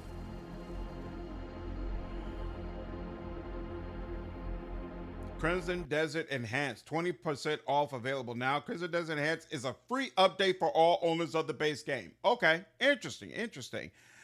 Saving my Heretic run for the 4th DLC on Rogue Trader. Yeah, you might have a long wait. I don't know. We'll see if they end up still releasing it next month. Because I feel like the DLC was supposed to either come out in September or October, but there's been radio silence about it, and there's a real question about whether or not Outcap might try to push it to next year so that it doesn't collide with Grand Theft Auto 6. We'll see. We'll see what happens. This game had a major update like every week for months. Yeah, but that story was so trash, I couldn't bring myself to play it. We added the story moments, but forgot the story. Yeah, man. Yeah. I don't know. We'll see whether or not it turns out to be any good. All right. Last trailer from Gamescom that I want to go through is for Exodus. So apparently Exodus dropped a trailer that is specifically focusing on the octopus companion that you're going to have in the game. This is actually cool for me because I'm really interested in the octopus companion. So let's go ahead and see what they have cooking up. Ooh. Were those rockets? I think they were. And you got like a whole mech suit? I like that. And this is one of the Celestials, right? Okay. Salt? Yes. Figured we could talk, since you're part of the team now. Why? That's crazy. Salt is that small? See things. How you operate. I think... Wow. So Salt is that small and walks around in a massive mech suit that can shoot missiles and carries a humongous gun. That's freaking cool. That's freaking cool. I'm a fan of this. I feel like that works super well. Something tells me Salt is not leaving my party ever. I saw your video earlier today on the game's lack of character creation. Yeah, I'm not a fan. I definitely would have preferred they keep the expansive character creation options, but it is what it is. They're still not showing female protagonists. It's Mass Effect shit, FemShep all over again. Yeah. Unfortunately, I feel like they're not confident in any of the tools the player can use to change June's default look. Hopefully that's something they're going to be able to address prior to next year. We'll see. Finn said a few years ago that he had a dream game he wanted to make, and that is not Divinity. Yes, he did say that. So I assume it's going to be the game after Divinity. We'll see. Actually, the trailer was insane. You love Salt's attitude. They said they had 2 when they dropped Wizards. Pretty sure there's another one in the chamber. Who knows how long before they say anything? We'll see. Salt reminds me of Kang and Teenage Mutant Ninja Turtles. Yeah, I think there's an accurate comparison. Please don't romance the squid. It's the Emperor all over again. Jovi, if it's an option, I can't predict what I'm going to do. You know, the heart wants what the heart wants. No character creation in Exodus doesn't bother you. That's totally fair. It's not for everybody. I hunt. You pay. This is agreed. Well, that answers that. But hey, we're getting to know each other. You local to Persepolis? Or you from somewhere else? Somewhere else.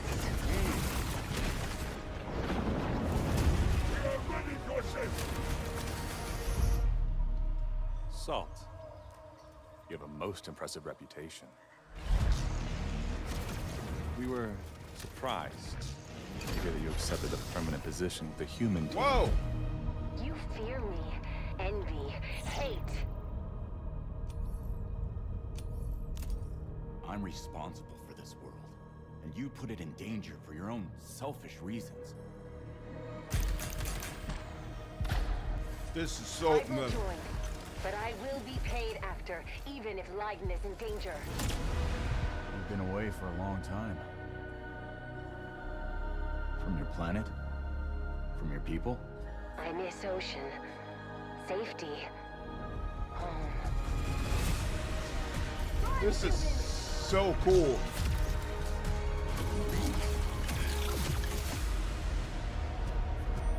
Nice. Salt! No! The 3 years for Salt. 87. Whoa! Time is our great enemy.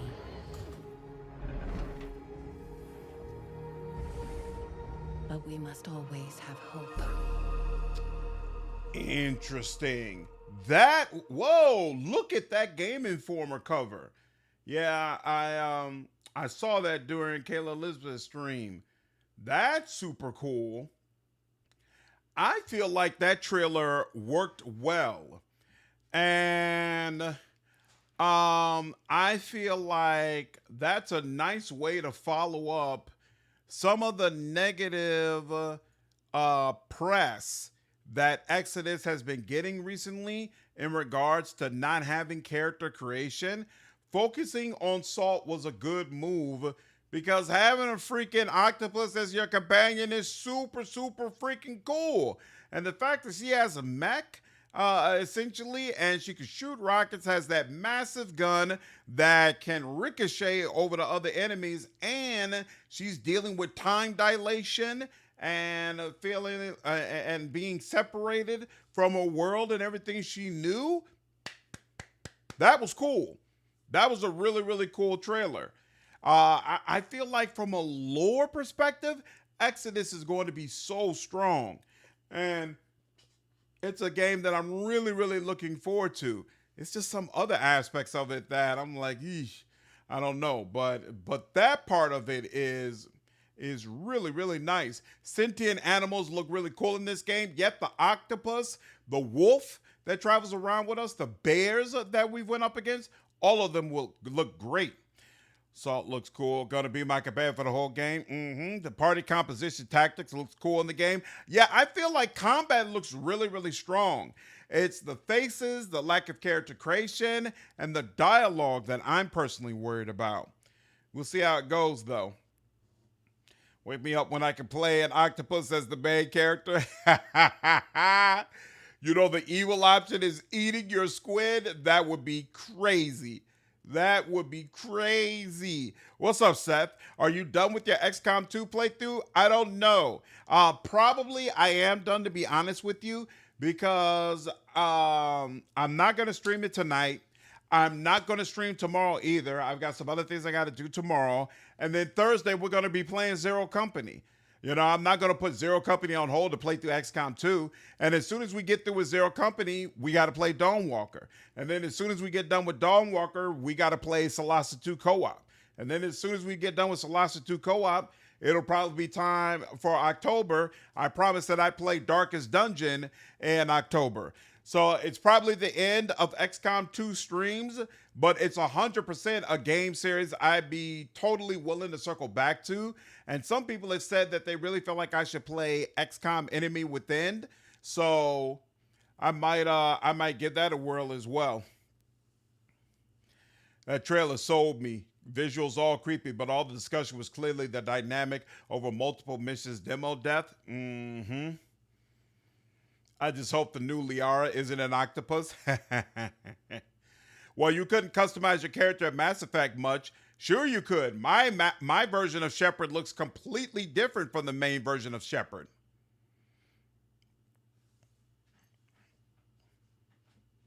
Like, my understanding is, I don't think you can even make June black.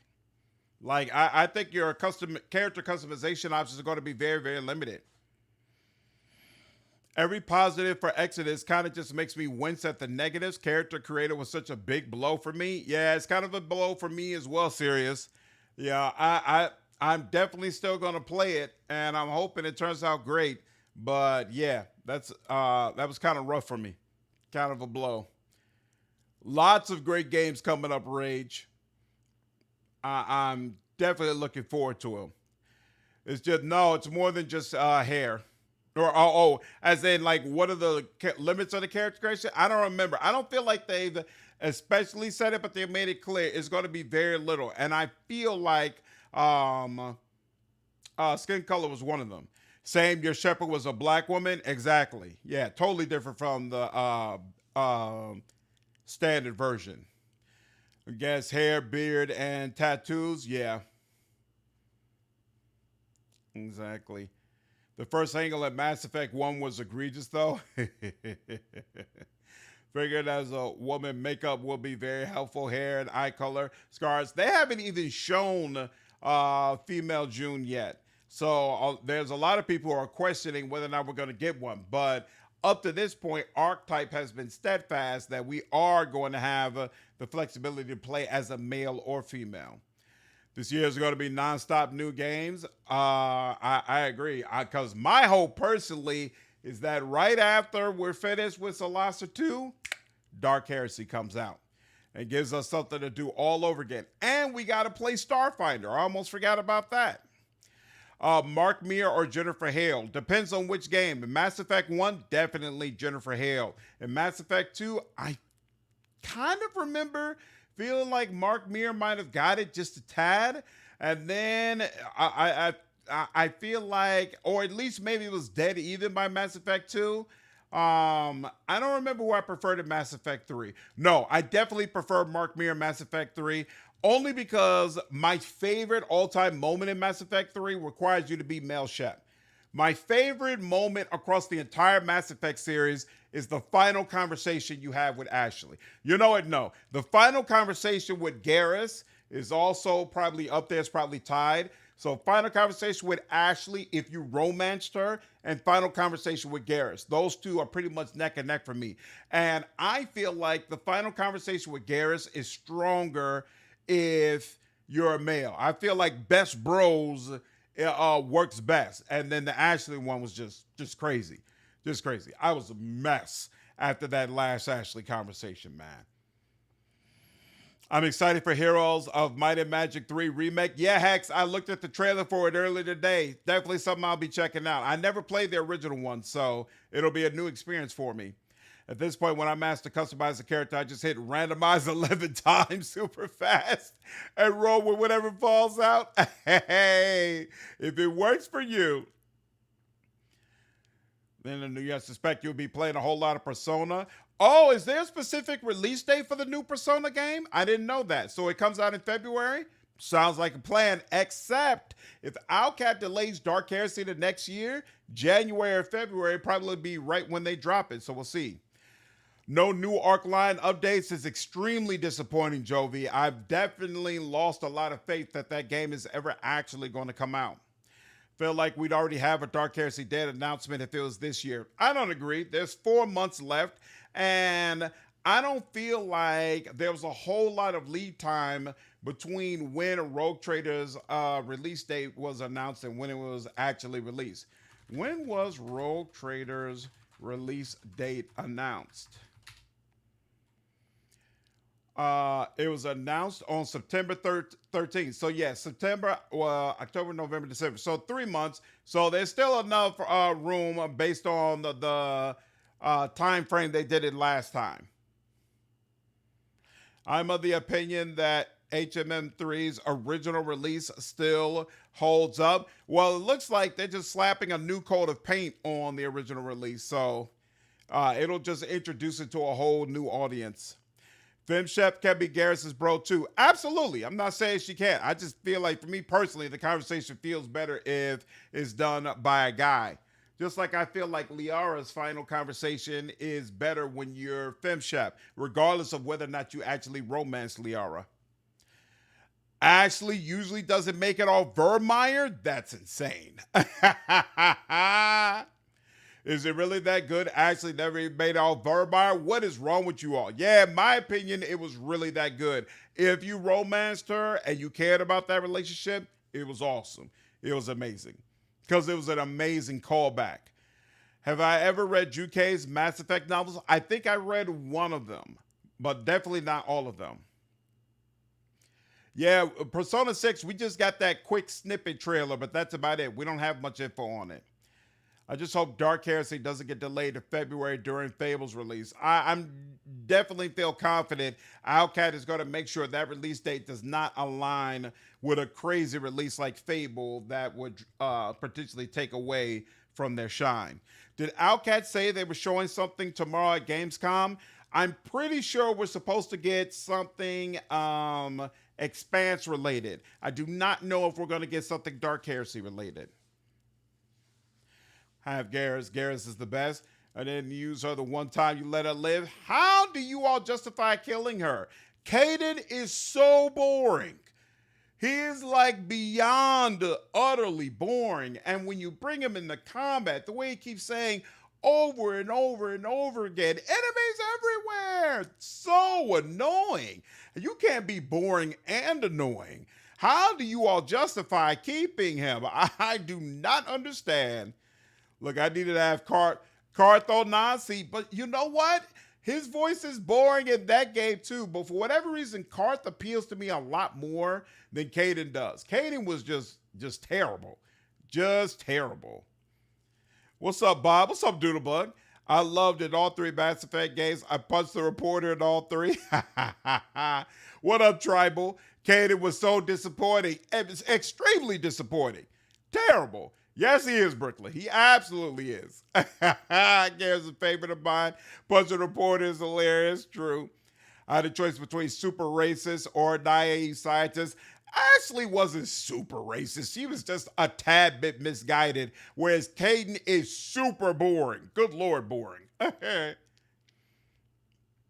I mean, Pounder, they're both inferior to Garrus and Rex. Clearly, Garrus and Rex are the ultimate duo that you could have in Mass Effect 1. It's true he's more powerful in 3, but by the time you get to 3, your mechanics are so crazy, you don't need them like that. Ugh. That's why you romance HK-47. Dark Heresy was listed to be shown tomorrow at Gamescom. It is? Whoa. Is it? here, hold on. Let me look that up. Heresy Gamescom. Receive major. Here, hold on. Gamescom 2026. Dark Heresy will be spotlighted during the Xbox Showcase, which runs from the 26th to the 30th. Whoa. Fans anticipate fresh updates, developer deep dives, or new trailers. Dude, give me a release date, please. Oh, that would be right on time. Come on now. You don't need Ashley either. I don't understand what's wrong with y'all. When Mass Effect 2 came out, I ran around with Morden and Zaid, nobody else. Mass Effect 2 has one of the largest ever rosters of incredible companions. Like, really, you can take just about any two and say, this was my ultimate squad, and I'd be like, yeah, you're right. I ain't even going to argue with you. I ain't even going to go back and forth. Like, Mass Effect 1, I'm like, come on, y'all. Caden, for real? I don't even like taking Talia around with me, to be completely honest with you. But in Mass Effect 2, whoever you want to take is the right decision, for sure. For sure. Give me Mechanicus. It seems like a lot of people were not impressed with that second Mechanicus game. Maybe they'll be able to come out with a DLC or an update that makes people feel better, but it did not seem like there were good vibes. What's up, Crusher? I feel like people let IRL stuff influence their opinion on Ashley, and here I am, the black man who loves Ashley. Like, I'm all about her. By all means, keep me and Ashley linked together. Mass Effect 2, Grunt is amazing. Absolutely, Grunt is awesome. Mass Effect introduced Yvonne Strahovski, and it's over at that point. Yeah. Well, wasn't she already in, what was that? There was a TV show that made her famous, right? I feel like she was in the TV show before she was in the Mass Effect video game. What was the name of that? Chuck. She was in Chuck. So let's see. Chuck started in 2007. Mass Effect 2 release date. Yeah, Mass Effect 2 came out 2010. So I feel like Chuck is probably what really put her on the map. And then Mass Effect 2 solidified her with a lot of video game fans. And of course, I'm sure she still gets royalty checks from Handmaid's Tale. So at this point, it's all over. She's set for life. Yeah, I've actually never seen Chuck, Anchorman. Was it worth watching? That wasn't why you left her. Why did you leave her, Brooklyn? Slater can fix Ashley. I sure can. You're also an Ashley fanboy? There you go, Joby. Somebody else with good taste. I loved Rex. I felt like he was underutilized in 3, although there were really awesome scenes with him if you completely screwed him over. That I definitely enjoyed. I prefer Ash, but retain a soft spot for a biotic Jiminy Cricket. Paragon introvert solidarity, please. Caden goes into the shredder every single time. I would like Chuck. Interesting. Okay. Was it Miranda from Dexter? No. Chuck. Oh, well, she was briefly in Dexter, though. Why do I need Ashley for romance when I can romance Liara, 2-time with Talia, and hang out with my psychic buddy Caden? I never felt comfortable romancing Talia. It felt like you meet her when she's a child. And she definitely feels grown in Mass Effect 2. But for me personally, I'm like, nah, I met you when you were a child. I understand you're grown now, but when I met you, you were naive and just now experiencing the world. It feels icky. Feels off romancing her. I'm straight. I hate what they did to Jack in Mass Effect 3. I felt like that was so bogus.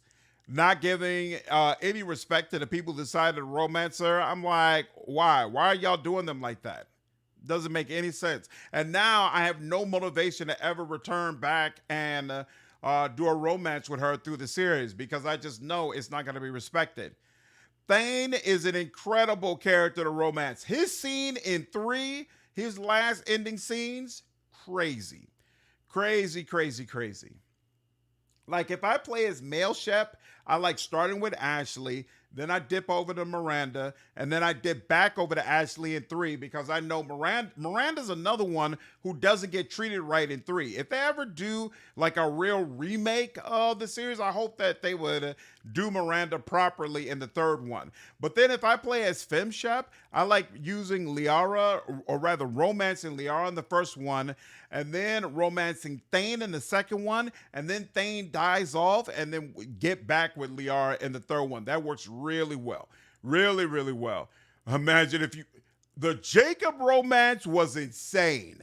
Nothing is more insane in the series than how they treated the folks who romanced Jacob. Good Lord. Good Lord. I mean, yes, there were a ton of people who complained about Jacob. Rightfully so. Felt like that romance was done completely bogus. The way you deal with that is to give people an actual good quality romance in the 3rd one to make up for the 2nd one. Not to basically shit all over those folks and have Jacob basically throw the whole relationship in the trash. That was crazy talk. Absolutely insane. Jacob is not a crappy person. You can be a crappy person to be in a relationship with and still a good friend. And all indications are the other girl that he gets with, he treats her quite well, and he's much happier with her than he is with you. They just, what did Jessica Rabbit say? I'm not bad, I'm just drawn that way. Jacob's not bad, he's just written that way. Kai Ling is the worst character you come across, made you quit playing. He's another one they could have done better. Definitely could have done better. Bioware went, oh, you think Jacob's bored? Well, here's how we'll make it interesting. He cheats on you for no reason. Team Cullen forever. Cullen is a lot of fun. Cullen is a lot of fun. You're faithful to Liara Crusher? I don't blame you for that. She deserves it. All the hoops she goes through to save your character. Makes sense. I'm still waiting to learn what happened to my Grey Warden baby for... Don't even get me started. I'm not going down the Dragon Age rabbit hole with y'all today. I've already had enough videos about it. Absolutely not. Absolutely not. Jacob was originally pitched as gay. That's crazy. That's insane. The flirty talk was extremely forced with Jacob. The prize. Terrible. Absolutely terrible. Liara Thane. Liara's your line too. Being in a Thane romance and meeting Liara for Shadowbreaker, then Thane dying and going back to her was real awkward. I agree. Dorian was amazing. Dorian was an amazing character for sure. Jacob was okay by me. He didn't let his personal baggage sabotage the mission. The rest of the crew were crybabies in comparison. Just do what I do and pretend later games don't exist. Man, it's tough. It's tough. Sooner or later, I'm gonna have to reach back out to David Gator and some of the other folks involved in the Dragon Age series. I want to do like a 3-part interview with different collections of folks who were involved in making Dragon Age and talk about what was it like making Origins, what was it like making Dragon Age 2, what was it like making Inquisition. And maybe by the time I'm finished with that Inquisition interview, the folks who are involved in Veilguard will feel comfortable coming on and talking about it. Like, I wanted to do it actually at the beginning of this year, but I reached out to some of the folks and I felt like I came up against a wall, probably because of all the shenanigans and the negativity and all that kind of stuff. And so I'm trying to like give it a year and let the heat die down and then circle back, see if that's something I can convince some folks to be down for. We'll see. Mods allow Thane to live. Yeah, but that cheapens that whole final scene. Like, sometimes you got to accept that something has come to an end. Oranges was awesome. It still is to this day. I 100% agree. Fenris was awesome. Yep. Poor Zevran got no love. How do you have a whole game with the crows and no? No. I'm not going to let you do it. I'm not going to let you drag me into that conversation. I'm not doing it. I'm not doing it. Absolutely not. So I did Mike Laidlaw. Yeah, you know, David Gator, Mike Laidlaw. What's the guy? Why is his name going out of my head right now? I can see his face. He's got a YouTube channel now. He was heavily involved in Dragon Age. There's a few people I feel like I could pull together. We could all talk about Dragon Age Origins, and it would be very, very interesting. Got my memories for Dragon Age, and I hold them dearly. Not letting spoil that. Yeah. Man, oh man. All right, y'all. I am going to go ahead and call it a stream. I was already tired when I started, but I really wanted to cover some of these trailers. We did that. Mark Dara. Thank you, Jovi. I appreciate you. That's who I was thinking of. Mark Dara. Yeah, pulling those guys all together, I feel like we could have a great conversation about Dragon Age Origins. We'll see. But anyway, I'm going to go ahead and end the stream here. Again, I most likely will not be on tomorrow evening, but I do plan to get on right back Thursday morning to live stream Star Wars Zero Company. Very, very exciting. Can't wait. I know many of you are excited as well, so it should be awesome. I hope all of you enjoyed this stream today, and I'll see you in the next one. Take care.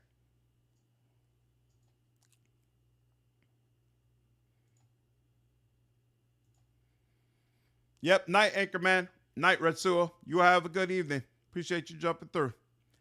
Night, Mike. Take care, Justinia. Night, XE, Erisham, James, Jovi. You all have a good night. Night, Tribal. Good to see you. Hope you're doing well. Take care, Saul. Night, JV. Night, Brooklyn. Glad you enjoyed yourself. Take care, Jeff. You all have a good evening.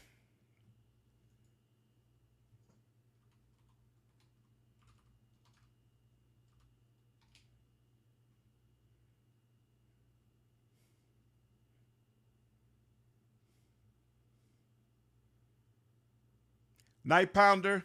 Have a good night, dude.